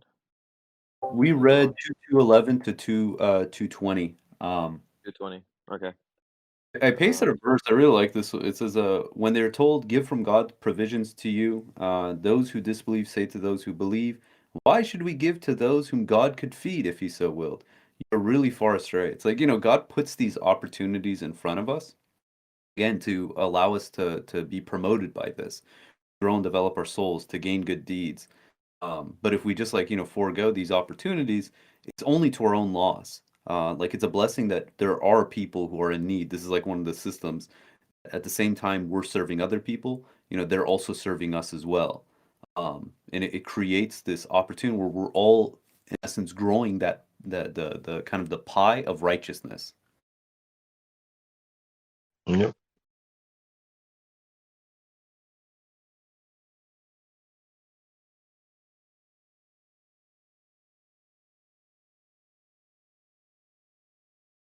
As the verse, it says, are they the ones who assigned their Lord's mercy? It says, we have assigned their shares in this life, raising some of them above others in ranks, in order to let them serve one another.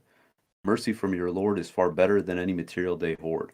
In this world, we're basically both serving one another and we're also benefiting from one another. There's other people who are going to be doing us favors and helping us out when we need it. This is just a system by which, again, our true intentions are brought to light. Yep. I agree. It says, but it's not just about giving money. It's also about sharing your mindset with such people. I agree. It's the whole spectrum as far as how we are given these opportunities to do good deeds. It's up to us how we utilize them. Yep. May God just it's tests all over the place. They're being tested. We are being tested. Some are cheating. Some are honest. Some are in a situation. I went one day to a gas station. It was a line, about 4 people. There's one guy he kept on skipping. He's like, go ahead. He kept on telling people, go ahead, go ahead. And I came. I was about 5th. He said, go ahead. He just wanted to be there just with the.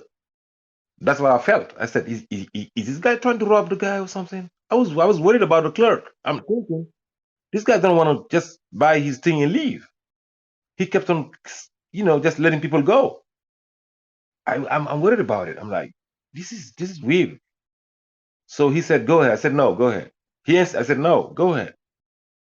Go ahead. And then he went and whispered to the guy. He said something to the guy and gave him $1 and maybe 40 cents. I don't know what it was. And then he said, give me gas on number 3. He wanted to buy, that's all he had, $1 and some change, less than 50 cents to buy some gas. He was ashamed of doing it in front of people. So I'm like, oh my God, what just happened? He left. He went outside. So the guy said, okay, whatever on 3, $1.30 or $1.33, whatever it was. That's no gas. I mean, where is it going to take you? If somebody's buying things they need for real, if you're buying $1 gas, you really, really, really, really are is in need. I mean, you gotta be. I said to the clerk, please, can you give him $10? He said, what? I said, put 10 on it. And can you give me his money back? He said, I said, just give him $10. I pay for it. And he canceled it and put 10 on it and give me his whatever, $1.30 some. I didn't look at it. I went outside and I found him. He just now starting to pump. I didn't buy anything yet. That's all I did. I just gave him $10 and went outside to give his money back. And I said, it's okay, brother. I mean, it's fine. Here's your money. He said, what? I said, you got 10 in there. Go ahead and pump it. Wherever you're going. If it can help you, that's fine. If you can't, just let me know. Do you need more gas? He said, no, it's enough. You put 10. I said, yes, I put 10. And then I give him another 10. In case, I don't know. I give him another 10 and then I just went back in and do what I had to do, buy some gas for me too. I was right behind him, and I pumped my gas. He already pumped his gas. He left. I'm filling up my tank and just some situations sometimes. It's people.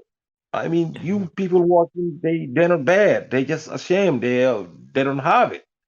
They're in trouble. I mean, it happened. $1.30 of gas. Seriously. Yes, you gotta be ashamed of doing so, but it happens. Situations things happen to people. You never know. Some are bad. It could be a robber. It could be somebody who's trying to rob the guy. I was worried about it. I was worried about that. That's what I thought first. Oh, he's trying to rob him. He's trying to be here just with him.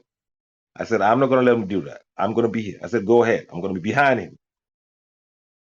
Go ahead. No, he said,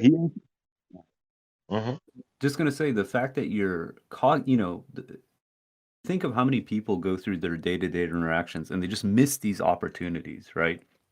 Really be an impact on someone else's life. It's really a blessing to have your eyes open, in the sense of just, what is it that you can provide that other people might need? And every day there's these opportunities. Just most of the time we don't consider it. We're so fixated on what I need to get done, what I need to do. We don't think about the ailments and the help other people need. Exactly.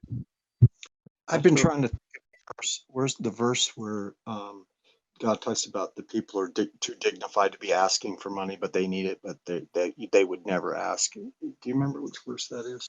I think Erdem pasted it. I'll put it certain 273. That's right. I put in the chat. Jeff, you want to read it?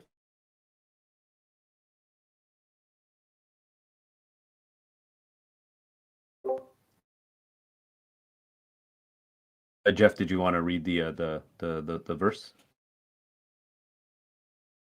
I don't think he's here right now. I'll just read it. It says, "Charity shall go to the poor who are suffering in the cause of God and cannot emigrate. Unaware may think that they are rich due to their dignity. You can recognize them by certain signs. They never beg from the people persistently. Whatever charity you give, God is fully aware thereof." Yep. The sign was just for $1 thing of gas. He had a car, so he's not poor. You know what I mean? But he is in need. Does he own the car? I don't know. But he was driving a car, so it's just situation. Buying $1 of gas, that's a bad sign. A very bad sign.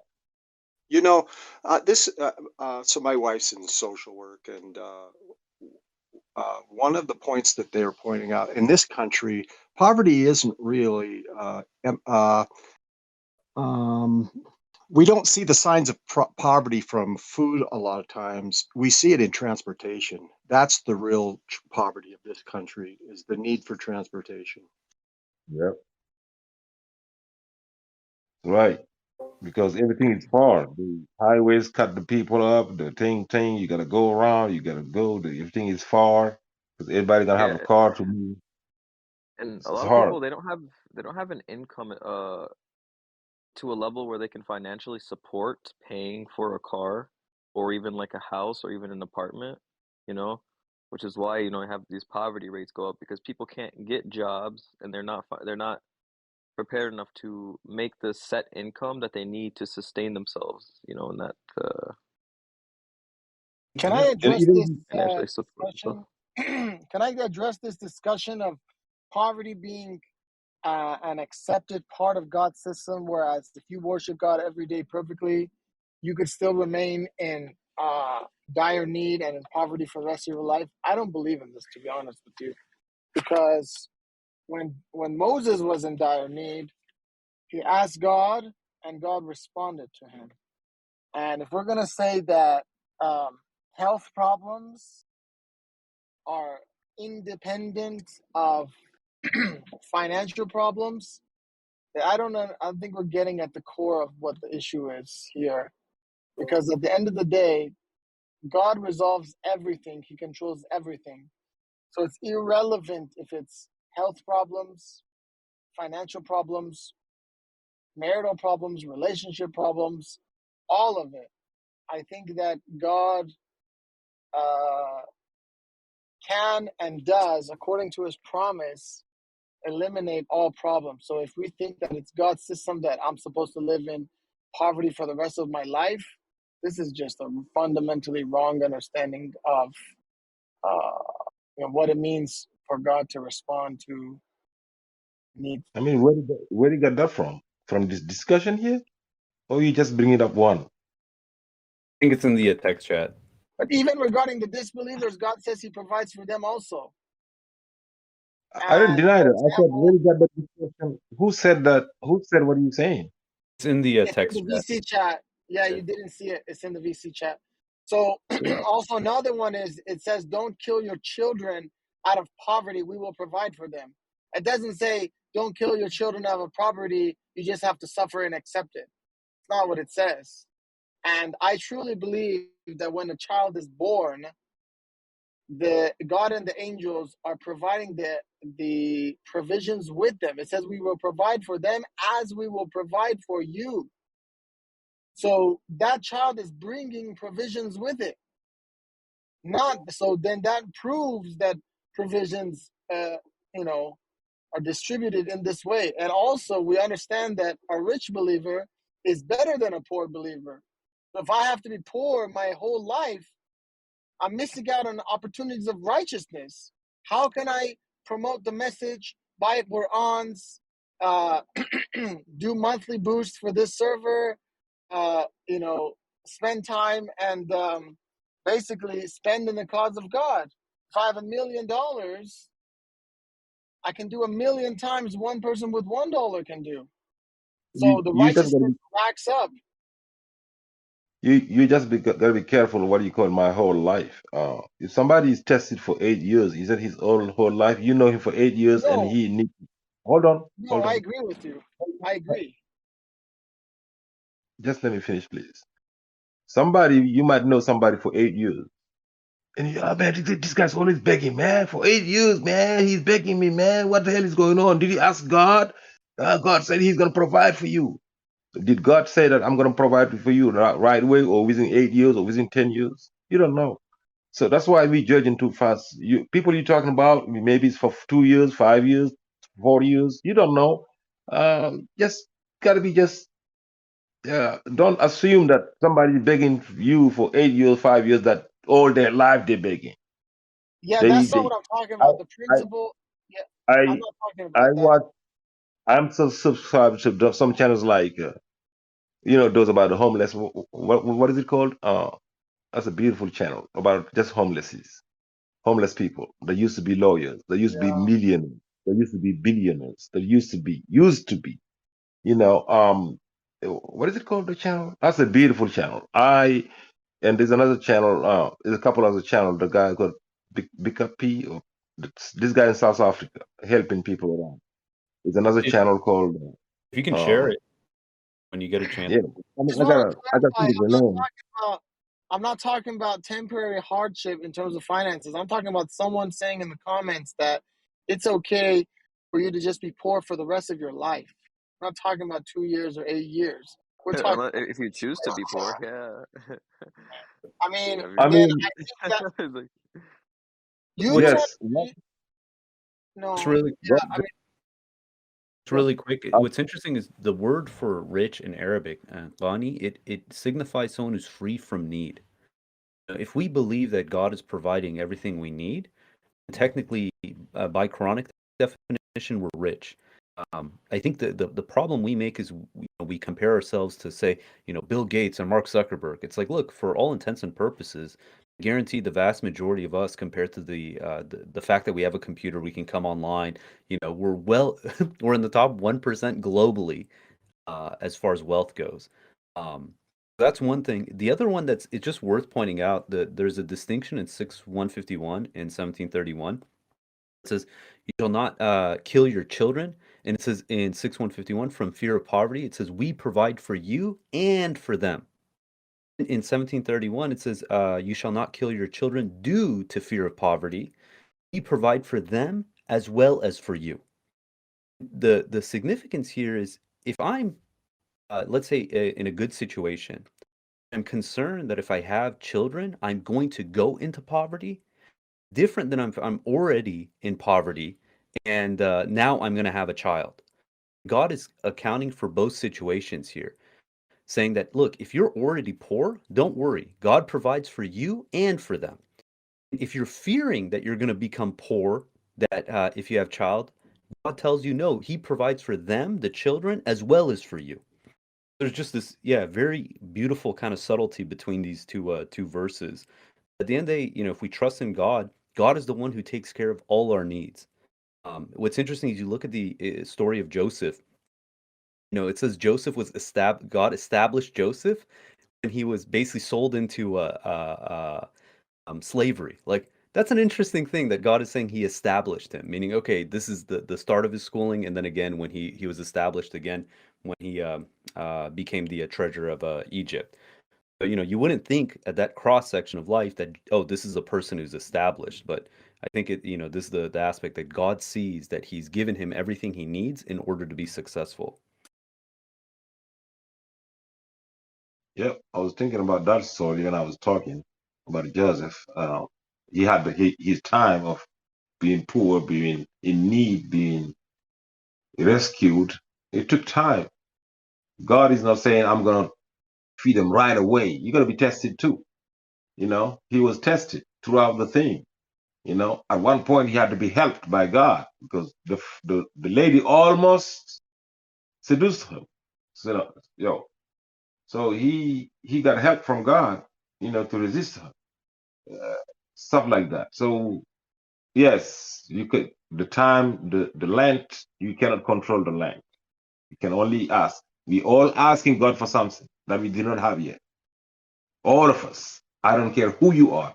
You asking God for something. You're trying to be somewhere where you are not yet. So you asking God, is He doing it? Did He put you out there? No, not yet. Yeah, he's timing his thing. Everything is timed. So in between, what do if you're in need? Yeah, Mm-hmm. So what goes to say is the test that Allah is giving us, right? Allah says He's gonna Right. test people with hardship. That we have the free will to make these decisions and live life, right? Allah gives us these challenges. Allah doesn't guide us, right? Because again, it's our free will. It's what we decide to do with our lives that will either get us to nothing or to wealth, right? Yep. Because it also matters what the decisions people make. We don't say that Allah is controlling our decisions and our thoughts and leading us to wealth and poverty. Allah allows for that to happen, but ultimately it's our decision what we choose to do with our lives. Yep. Overcome the obstacles and move forward. Exactly. This is an inevitable test, though, that we're going to be tested with an abundance of provisions and a deficit of provisions. Just to see, do we submit to God under all conditions? Because if someone only Yeah. submits to God when things are going good, then they're considered fair weather friends. If someone's only submitting to God when things are bad, then they're bad weather friends. The aspect is that we need to be devoted to God, when the situation is great, when the situation seems dire. Like we just read 2:14 about the messenger, basically being shooken up to the point of saying, "Where's God's victory?" So this is the inevitable test that we're going to all go through. The question is, after the test, are we going to continue being in these like dire conditions? The understanding I have is that once you pass that admission test, at that point you're admitted to God's kingdom, and when you're in God's kingdom, in essence, no harm touches you, no hardship, no pain. The only things that happen are things that are necessary for your growth and development. Right? You're not going to be punished unnecessarily. God puts us in situations to elevate us, to show what we're capable of. No different than if you're like training for a sport or something like that. Yeah, you're going to work out. You're going to be in uncomfortable situations. It's not going to be to your detriment. It's only to again to get you to reach your potential. The quality of a test is that it is temporary. If you have a class and you want to pass, you go through a test. And once you pass the test, you don't just keep keep studying the subject again, test. It doesn't make sense. The aspect of a test is that once you pass, you're passed. And the example that Peter gave is that, for example, the wartime, right? They were tested with hardship and adversity, were shaken up, until the messenger and those who believed with him said, "Where is God's victory?" This is in 2:14, and God answers, says, "God's victory is near," and the victory is reported in the Quran. Their victory is actually reported, documented in the Quran. So a test is temporary. Once the test is passed, I think that's what Naveed was talking about, is that there should be no problems, because unless there's another test, of course, but it's not supposed to last until your death, because otherwise this promise would come to nothing. The promise I'm talking about is 7:35 says, "O children of Adam, when messengers come to you from among you and recite my revelations to you, those who take heed and lead a righteous life will have nothing to fear, nor will they grieve." So no fear, no grief. Well, that's the promise. So once you pass the test or tests, this promise needs to be fulfilled. You can't just go through test until death. And notice also it says, "For those who take heed and lead a righteous life." So if you make a mistake, you might have fear or grief. So if you have something like in your life that is going wrong, you probably, if you're not in a test, which is temporary, right? If you're not in a test and something is wrong in your life, you probably did something wrong, because God makes the promise in 7:35 that if you take heed and lead a righteous life, you will have nothing to fear, nor will you grieve anything. So I think this is a very beautiful promise God makes for us. Praise God. One thing really confused me, like if you ask to guidance from God, and if God guides you, then how the test work then? Like if you're asking God to save us to fall in sin, and God saved us from fall in sin, and God guides us. So then, where is my test though? Like I'm asking God giving. You understand what I mean? Yeah, I feel like God sets us up for with options, you know. There's a way that we're provided different paths, you know, and it's up to us to make that decision which path we choose. You know, God sets it up, and then it's up to us to choose what path we want to take. We could take the righteous path, the good path, or we could take the other options, which would be considered like the bad path, right? Which No, but you're talking about choice, but I said like God guide us in the right path. well, So do God you will mean guide us in the right path, right?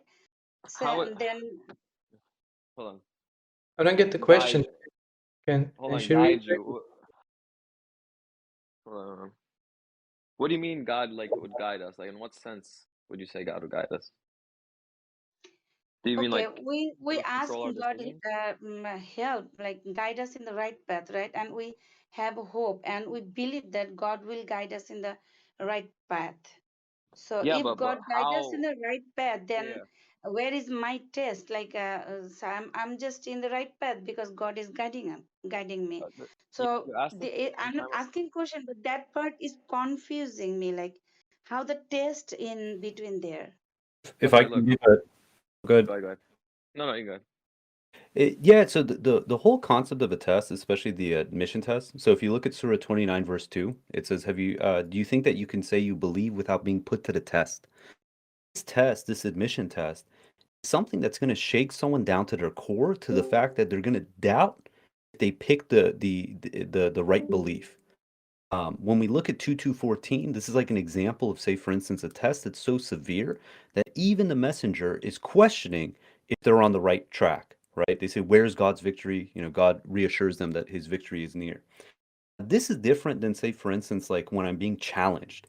You know, there's going to be things that are going to happen in my life, typically early on when I first get into the religion, are really going to make me question my core of my belief. God says that if you persevere through that, then in essence, you're in God's kingdom. Meaning that, yeah, you're going to have challenges in your life. You're going to be things that, in essence, you're going to be tested on. It's not going to be to the same caliber where it's going to like rock you to the core and make you think, like, oh, maybe I need to renounce this religion. What's interesting is if you look at that same surah in 29:10, you have an example of this. It says, among the people, there are those who say, we believe in God. As soon as they suffer any hardship because of God, they equate the people's persecution with God's retribution. If blessings come from your Lord come your way, they say we were with you. Uh, yeah, we were with you. Is God not fully aware of the people's innermost thoughts? So this is a people who, again, they claim to believe, and then they're going to suffer persecution for their belief. You know, if today I go out and I tell people, look, I believe a man is a man and a woman is a woman, and I don't believe in LGBTQ and this garbage and stuff like that, I'm going to be persecuted for this. I'm going to be canceled for this. But this is an inevitable test to say, are you willing to stand on the side of truth in the face of persecution, or do you equate being persecuted as if God is punishing you? God says if you can get past this test, you know, then in essence at that point you're in God's you can think of it in like the school of God. God is going to help you from situation to situation to in essence elevate you so you can grow and develop your soul so you can reach your potential. You know, that when you die you reach the highest status you could, you know, during your life in this world. Okay, so Peter, would you say God's guidance is the test, or would you say God's guidance is how you go through the test? No, so this is the interesting thing. there's two kinds of tests you can say. When God tests us, he tests us with direct commandments. Do X. Like do your salat, give your zakat. These are the tests of God. We have this example in the Quran when God commanded the prophet to marry the divorced wife of his adopted son. This is a test that God institutes. There's another kind of test that is instituted by Satan, that God allows Satan to go and mess with your life to basically try to divert you from the path. This is like the test that Adam and Eve had, right? This is the test that Job had. This is the test that, in essence, the believers have when they're being persecuted. This is Satan going and trying to wreak havoc on these people's lives in order to get them to disbelieve, to renounce God. So, God tests us by saying, look, you're responsible for doing X, Y, and Z. If I choose to do some other thing, then in essence, I've failed that test. Satan tests us by, in essence, telling us that, oh, God's promise isn't true. If I believe Satan's lies and deceptions, then in essence, I failed that test. So okay, so you would say God's guidance would be dependent on our decisions. The decisions we make will ultimately kind of result in our guidance. Yeah, I mean, God's guidance is something it's available to all, but it's only those who take heed and, in essence, follow through. This is the God's example. guidance. Good. No, sorry, you finish first. No. That's pretty much the gist of it. Or God guide those who believe him. Like God will not guide the person who is asking guidance, but inner heart, in the core of heart, actually the person is confused. Does God guide them too? Well, that's okay. So just believing in God alone, just saying that, I believe in God, that isn't enough for God's guidance, right? You have to take in what No, God has not told you to do saying and do. God know your inner heart. You're not even Yeah. saying, but you, core of your heart, you believe God's existence. You are certain. So God guides those, or God also guide the confused people. Yeah, maybe God exists or not. Or some people, God doesn't believe in God, but still asking God guides because everybody doing just to like a lottery, if it work or not. May I'm I kind of speak? confused. May, Go ahead. may I, I think this has to do with what does guidance look like? What is it? It's the signs. It's about paying attention to the signs around you. So you come to submission, you say, I'm a submitter. That's just the beginning. Are you a believer yet? No, we're not believers yet. We're entering the system. And then you're paying attention to God's signs. Now, if you do something and you get a pinch, if you ignore that pinch and just say, these things just happen, then you've just ignored the sign. And that may be actually a sign of arrogance, that you're arrogantly overlooking that God is trying to communicate to you. At the same time, it could happen on the other side. A blessing happened as a reward of something, and you may be ignoring the signs. So that it's a process of purification, that you're a submitter, but the goal is to become a believer. And what's it like to be a believer? A believer is somebody who doesn't care what about the consequences of what they're doing, in the sense that they trust that God's got their back no matter what. They've got full trust in God. They know God is controlling everything. Fear is not an issue anymore. That's a believer. So as a submitter, we entered this process where we're trying to learn how to become a believer, and we need to pay attention to the signs. And yes, you'll get the pinches along the way. You need to identify why that is happening so that you can purify, get rid of that problem that you have, and move forward. And that, to me, is the guidance. That's guidance. Yeah. Can I answer the question? I think I understood the question. Yeah, I was just struggling to understand the question, so I just passed it on to someone else. Yeah, so I think her question is more general, though. So those are good answers, but her question is very general. I think she's asking a very abstract concept. So basically, the way I see it, Nancy, if I may. There's this verse 1693. It says, "Had God willed, he could have made you one congregation, but he sends astray whoever chooses to go astray, and he guides whoever wishes to be guided. You will surely Oh, be asked about everything you will surely be asked about everything you have done." So even if it's an atheist, right? If that person is sincere, that person will be guided because he or she wishes to be guided. But if the person chooses to go astray, God will guide that person to go into going astray. It's like a prayer, right? You pray and you get an answer. It's the same thing here. If someone wishes to be guided, God will guide on the right path. If someone chooses to go astray, God will put that person astray. Now, where's the test here? The test here is, do you want to be guided? So that's if very you, good. Yeah. yeah.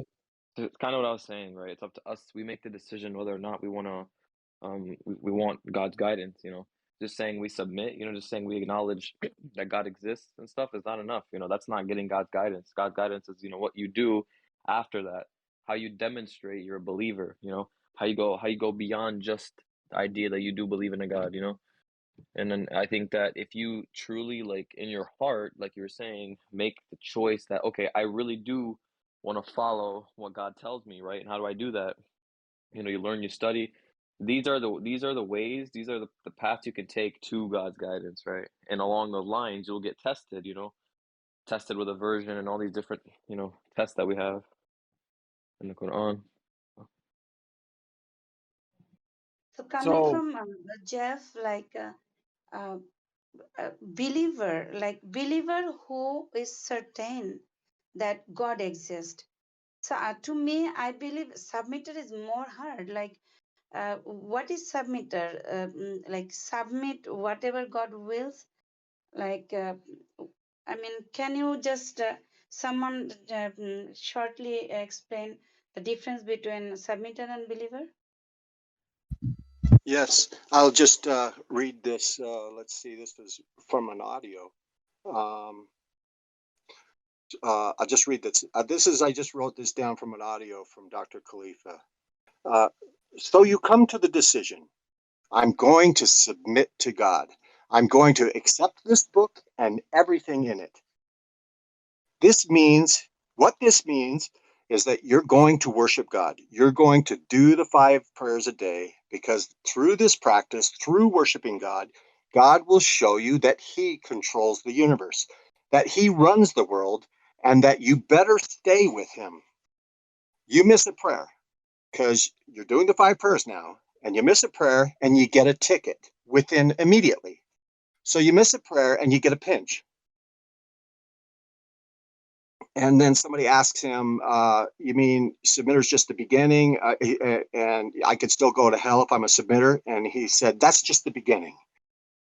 You've made the first step. That's the first step. But there is a mechanism, see?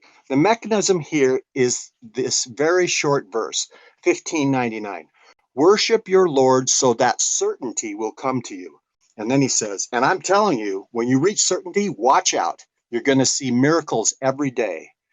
There's in Surah 2, God says, we do manifest miracles for those who have attained certainty. When you reach the point of certainty, when it doesn't make any difference in the world, what happens? You reach that certainty. So if you see anything, it will not increase or decrease your faith in God. Then God does show the miracles. So the mechanism, you fast the month of Ramadan and you see the rewards immediately. You break the fast in one day and you get a pinch immediately. Then afterwards, you say, hey, wow, God runs the world. How did he know that I missed the noon prayer, for example? I mean, you will come to realize that you are an important person, that you're not hiding in the crowd from God. You mean God will pay attention to me? Yes, he will. The importance of this verse is reflected in the fact that Surah 15, verse 99, 15 plus 99 equals 114. We know that every verse is placed in a particular place so that the particular number, according to a very divine system, a very elaborate system, worship your Lord in order to attain certainty. So this is the way. Alhamdulillah, I hope that worked, helped. Thank you so much, Jeff. That was wonderful. And I just want to thank everybody. And also, I wanted to announce that, inshallah, I put the link for next week's Quran study. If you can tap interested, I appreciate it. And also next week, inshallah, we'll be fasting. So, or I I'm so guess for excited. I'm so anyone who excited. believes in Ramadan, yes, yeah. But Oh my God. I don't. Maybe some people will be debating or whatever you think Ramadan. Maybe you go to the gym and go to the sauna. I don't know. But basically, the scorching heat. Inshallah, we'll be fasting. Yeah. Yeah. Can we just talk about Okay, one last Can you put question. the date?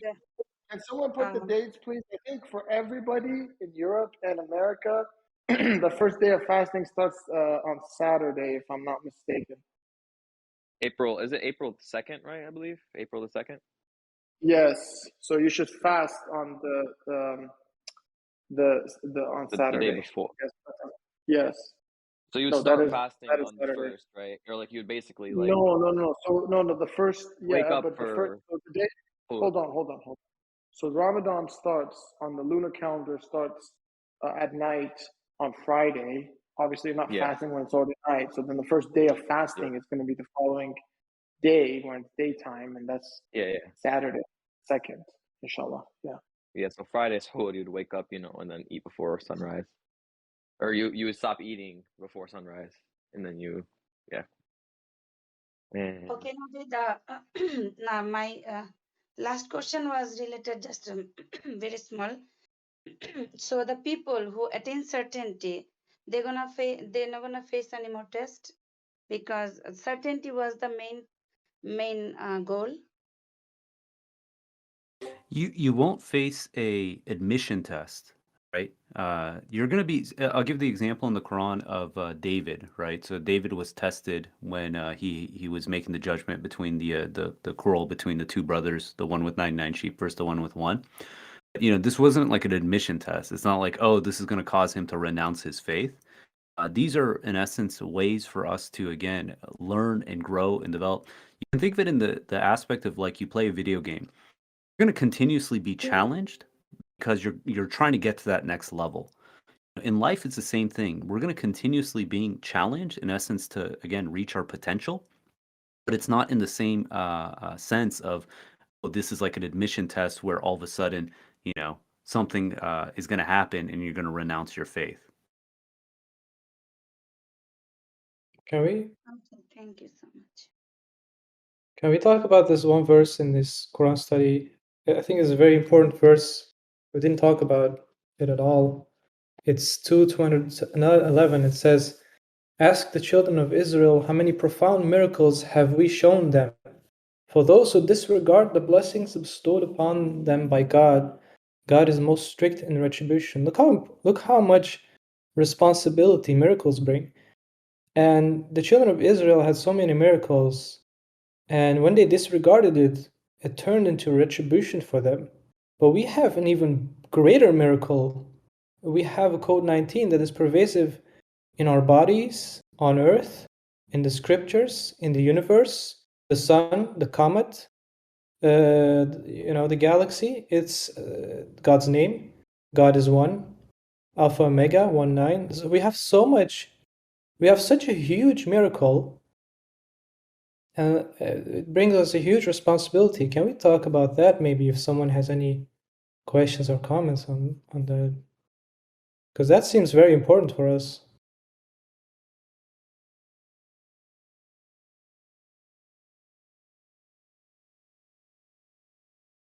I'm talking about verse 2:211.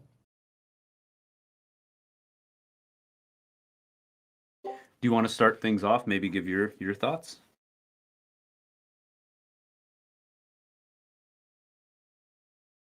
Yeah, I gave my thoughts. It's basically that we have even greater miracle, and we saw what happened with the previous generations of children of Israel, what happened to them because they disregarded it. And so it's huge retribution, but now we have an even greater miracle. So if the world turns out disregarding it, they will have a huge retribution. Actually, it's already started, right? The miracle came out in 1974, and Rashad left Earth on 1990.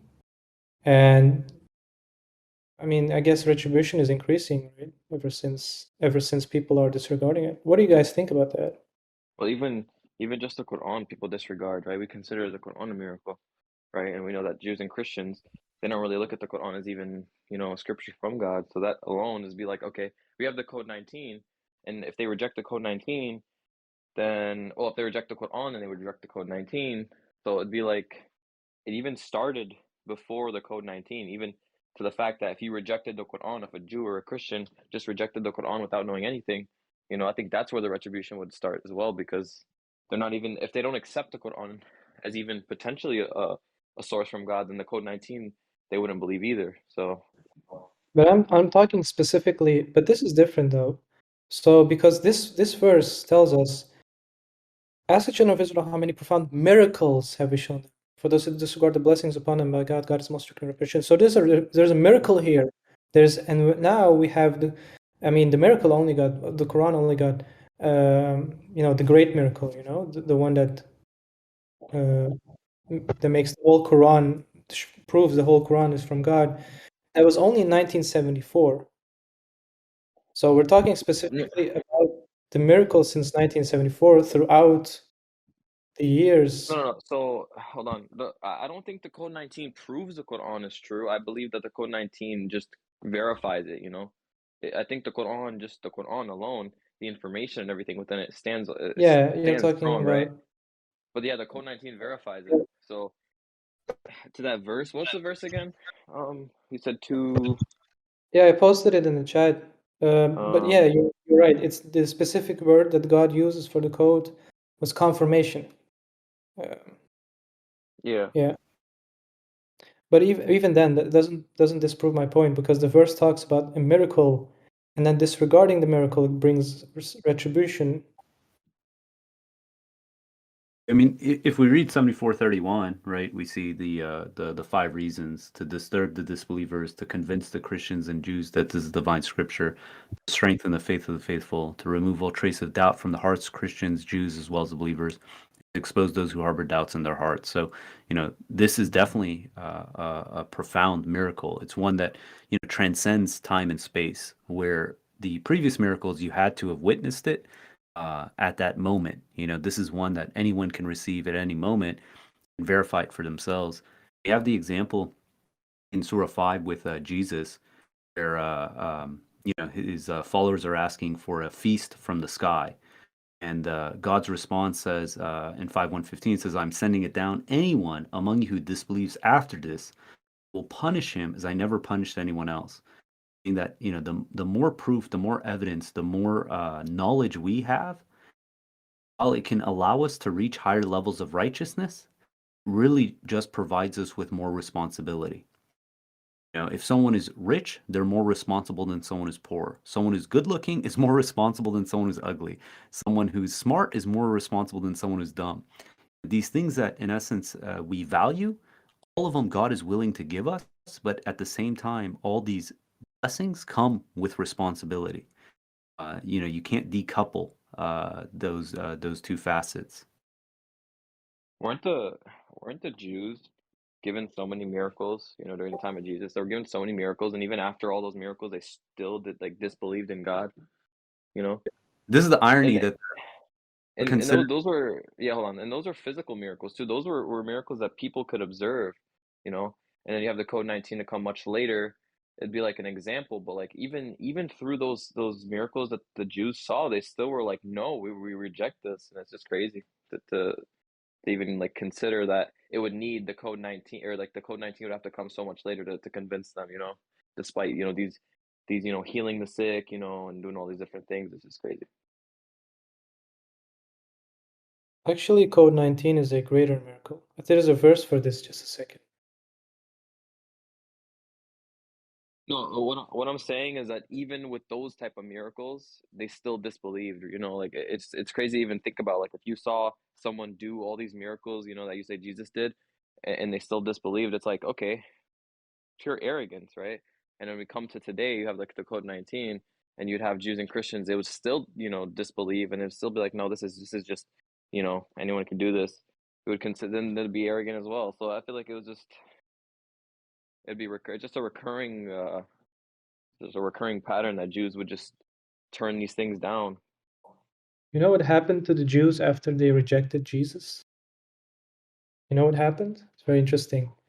They thought there was a false Messiah who was claiming that he was going to politically free them from the Romans, and they had 3 big wars, and Jerusalem got utterly destroyed. They lost their temple, they lost their right to live in the land, they lost basically everything they had as terms of national possession. They lost all of it simply because they rejected Jesus. It was pretty huge. So what do you think will happen to Arabs who reject this miracle?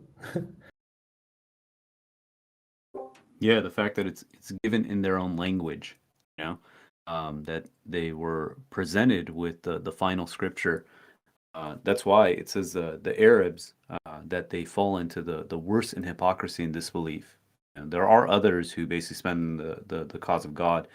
You know, God redeems them, but the aspect is this is what happens when you have more responsibility. That's why, like the leaders, right, the ones who used to be rich, are always described as the ones in hell. It's because these are the ones who have the most responsibility. Pharaoh has a lot more responsibility than the simple Egyptian who was just following blindly. Both are going to end up in hell, but the who had more of the responsibility was the one with more power, more status.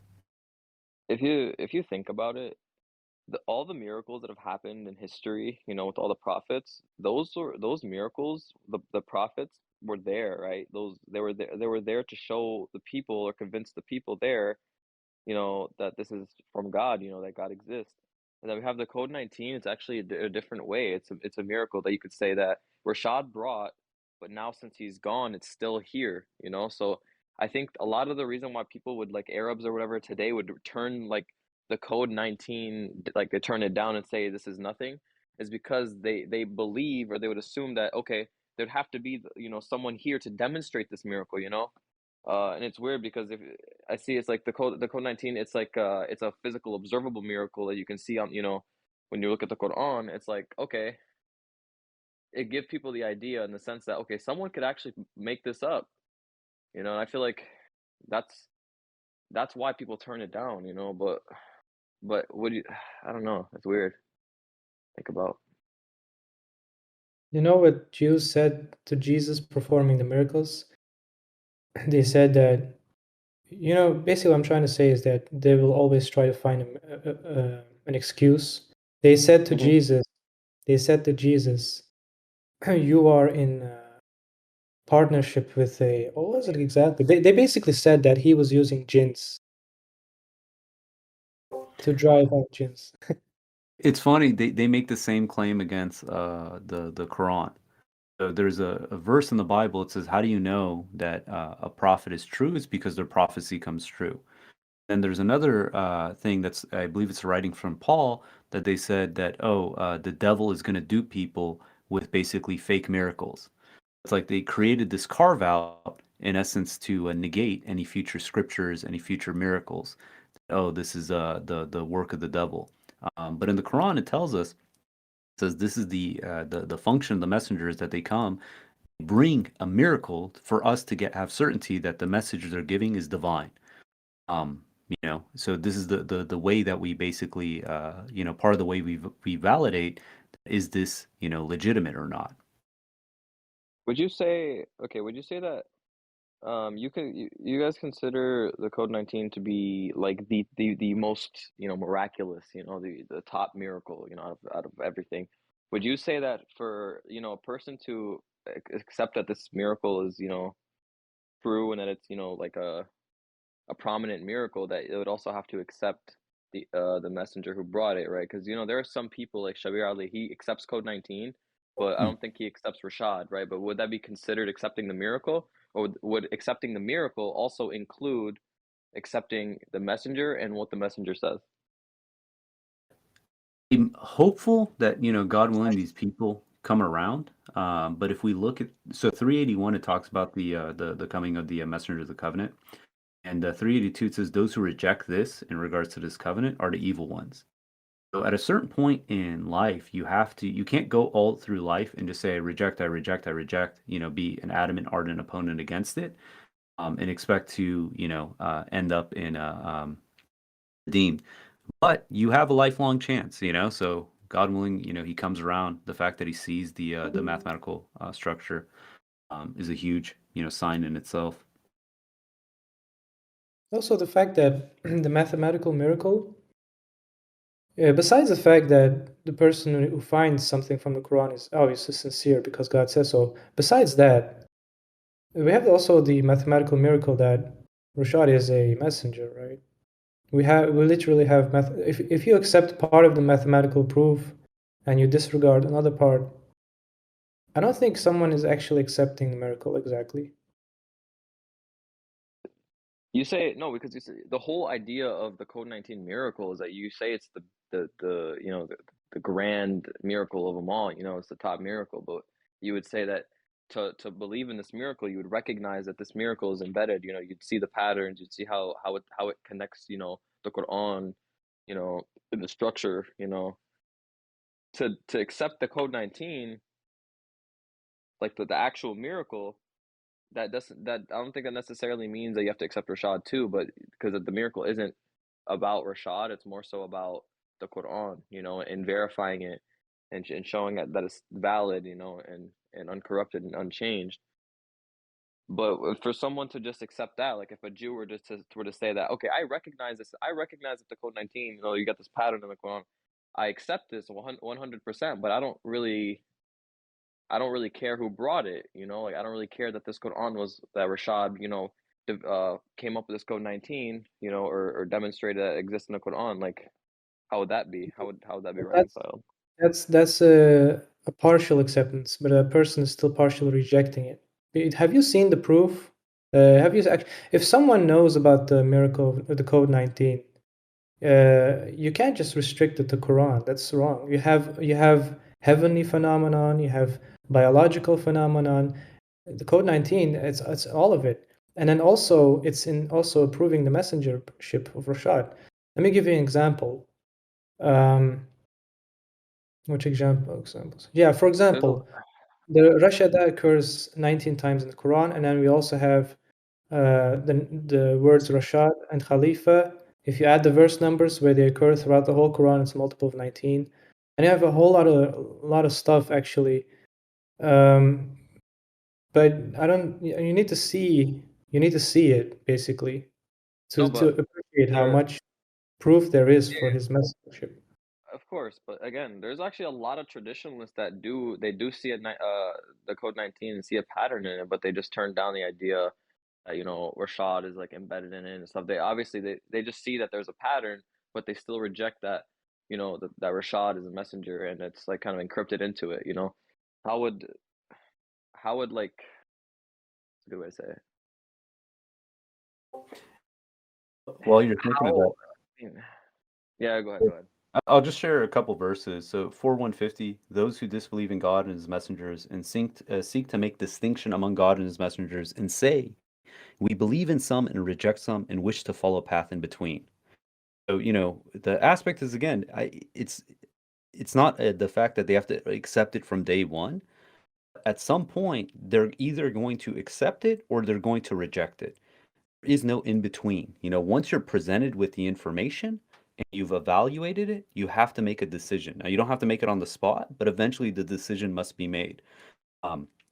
Surah 5 verse 70 says, we have taken a covenant from the children of Israel, and we sent to them messengers. Whenever a messenger went to them with anything they disliked, some of them they rejected and some they killed.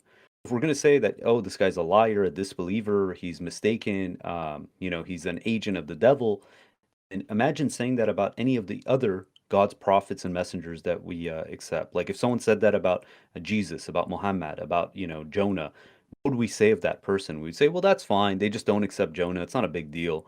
We'd say, whoa, like, you can't just reject one because you have this, grievances towards them. And same thing in 735 says, O children of Adam, when messengers come to you from among you and recite my revelations to you, those who take heed and lead a righteous life will have nothing to fear, nor will they grieve.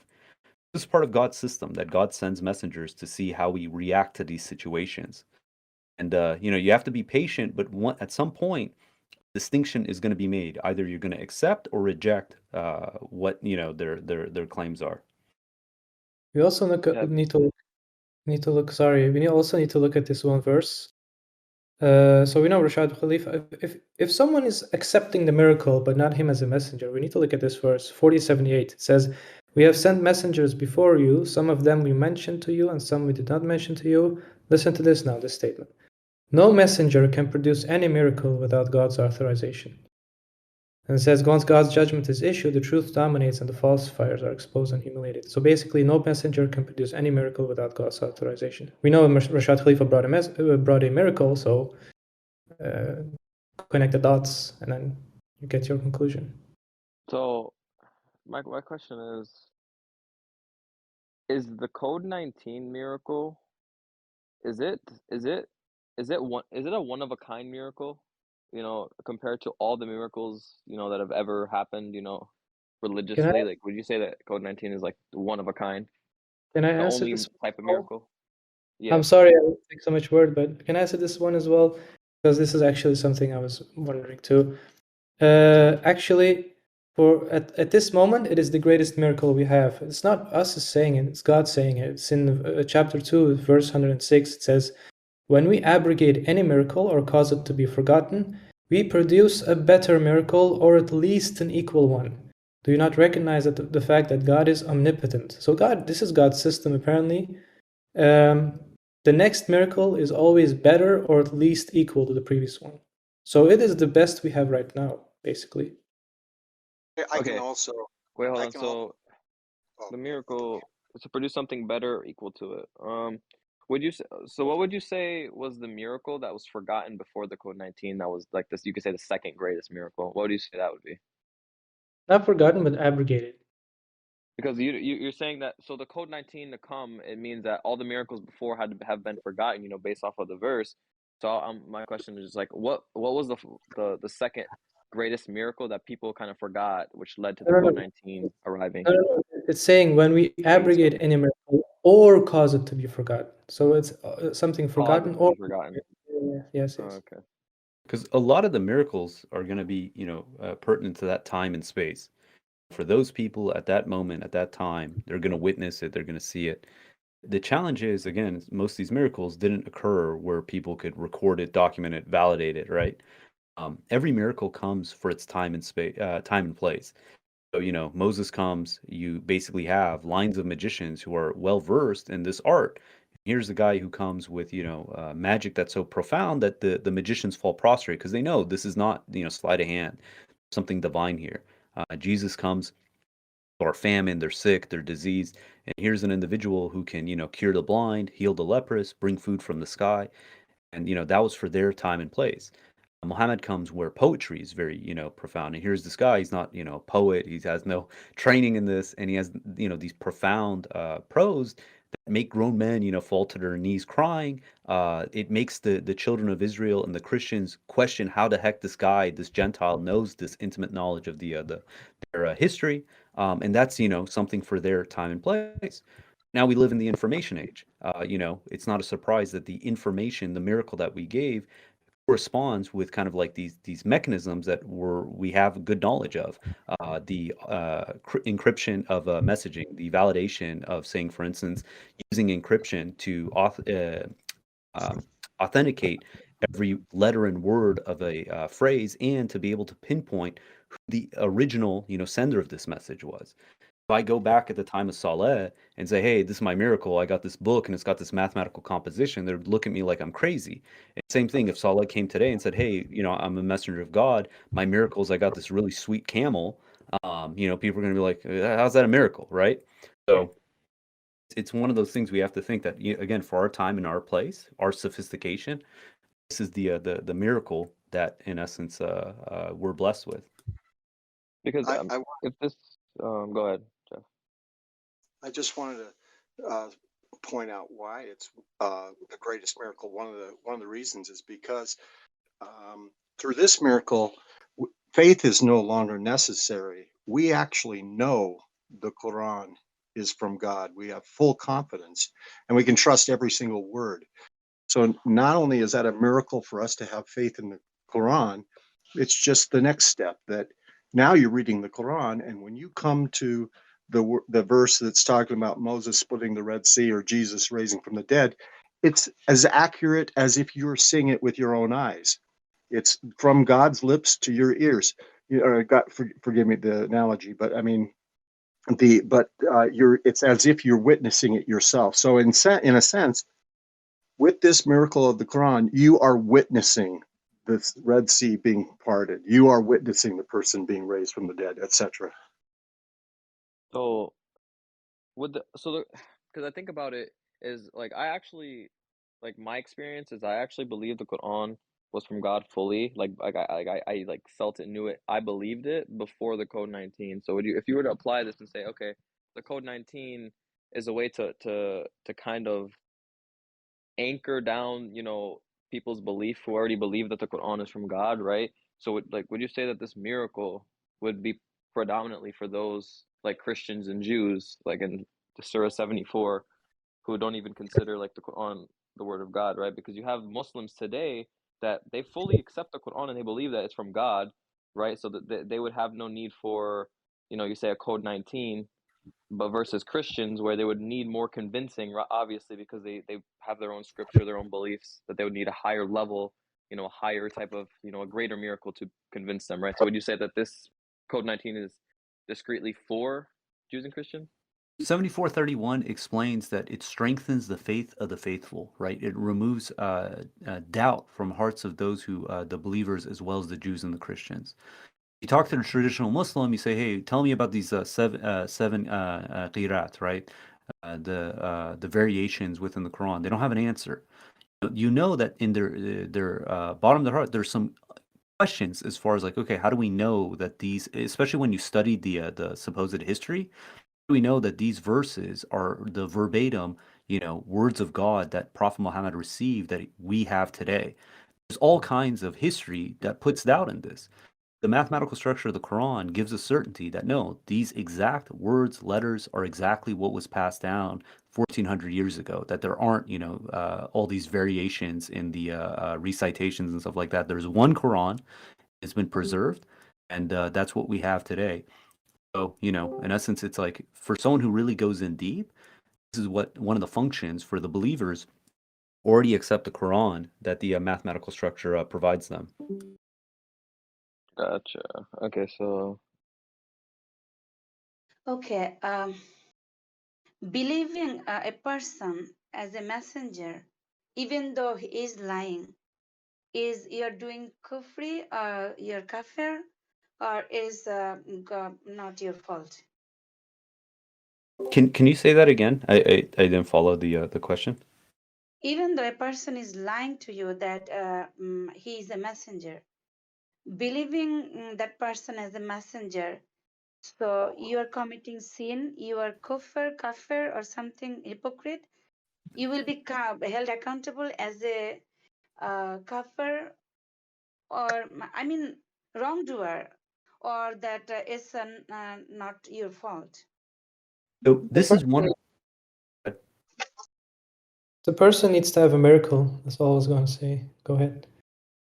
No, but like it's his point, like messenger's point. But my point is like if I believe a person with maybe lack of knowledge or anything, but if I believe the person is claiming that he's messenger, if I believe him, am I committing any sin, wrong, or anything?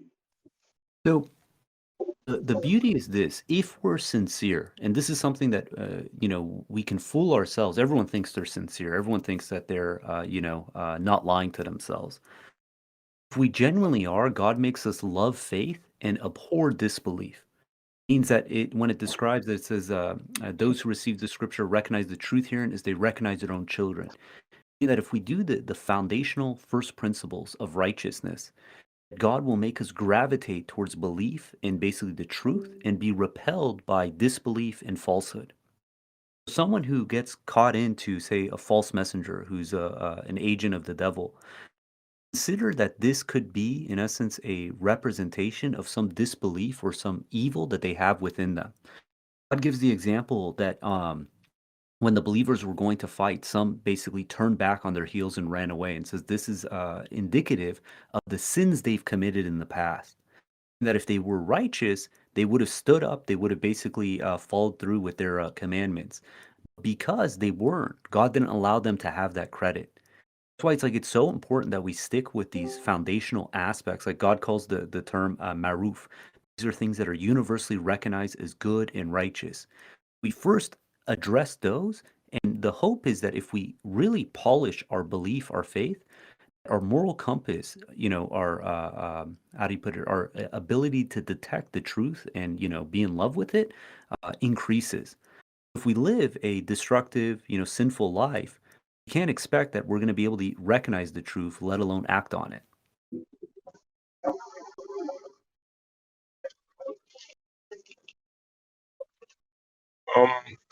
She said first, even if he lying, why would he believe somebody lying to you? I don't get it. And second, you Yeah, got first. you got my point now. Like when somebody claims that he or she is a messenger, I first think that when people telling that Rashad Khalifa was a liar, cheater, this and that. So first thing in my head, like he could have a luxurious life. He could have do whatever. Some people say he was rapist, this and that. Why he has to? Because he had a luxurious life already. He could have do anything. Why he has to claim? What was his benefit to claim as a messenger? And whoever claiming that they're messenger, what would be their benefit? But it is a claim. God said He's going to send us messengers. There's nobody claiming to be a messenger. Nobody is proclaiming that they're a messenger. Did God promise you that He's going to send the messengers? So you want Him to refuse to say, "Nah, I'm not a messenger"? God promised you He's going to send you messengers. It's on you to accept them and support them and follow the light that came with them. So are you What if saying you believe everyone? So are you saying you believe everyone who says they're a messenger? No, I'm not saying that. You are telling me why would the messengers declare that they're messengers? Because they gotta declare. I'm talking about the real messengers. Now, if you got some fake messengers, God told you, here I'm gonna teach you how you detect them. Go to chapter 40, verse 28. Anyone comes to you, said, worship God alone, and brought a proof, you believe to them. Anything you believe is a proof. If they're lying, even if they're lying, you are okay, you're saved. But if they're telling the truth and you're denying them, so you're in trouble. Don't question God. Why would somebody There listen? is Wait, Hold on. wait. How would you determine? So how would you determine if they're telling the truth? Because again, people can obviously come up with proofs that center around the Quran that don't go against it, but are kind of they kind of deviate in regards to the information, but they don't at all kind of go against the Quran. So those can be proofs too. Like how would you determine that the messenger bringing something is 100% accurate, right? Like right, and like some messenger, one messenger claiming that five prayer, another messenger giving you proof, as another person claiming and giving you proof and mathematically that there is a three salat, and even I'm not, and even not that mature enough to determine who is telling, and they both brought like something, whatever proof you call. He's saying that yes, this is my proof, and another person saying yes, this is my proof, and my proof. They proved you that there is three salat, and another messenger proved you there is five salat. Where you go, you are not that talent, so you will be held accountable. We heard you. Please. Oh, okay. Now, if I prove to you that I'm in Senegal right now, then I prove to you again. It's like the same messenger proving to you two things. I mean, you gotta use your now. Where's the intellect now? How am I prove to you two things, two different No, things? not same messenger, two different messenger. He claimed to be a messenger. Now it's on you to verify. If two people telling you two different things, one of them is obviously lying, right? If two people bring you two proofs, this guy is telling you there is 3 prayers, this guy is telling you is 5. One of them is lying, right? Yeah. So each of them got evidence. Can't you analyze the evidence of each of them?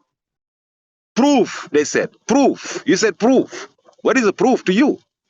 The proof to you is just somebody telling you this is a proof. What about you're not talent enough to, but they are showing me you proof, and they look like both is right.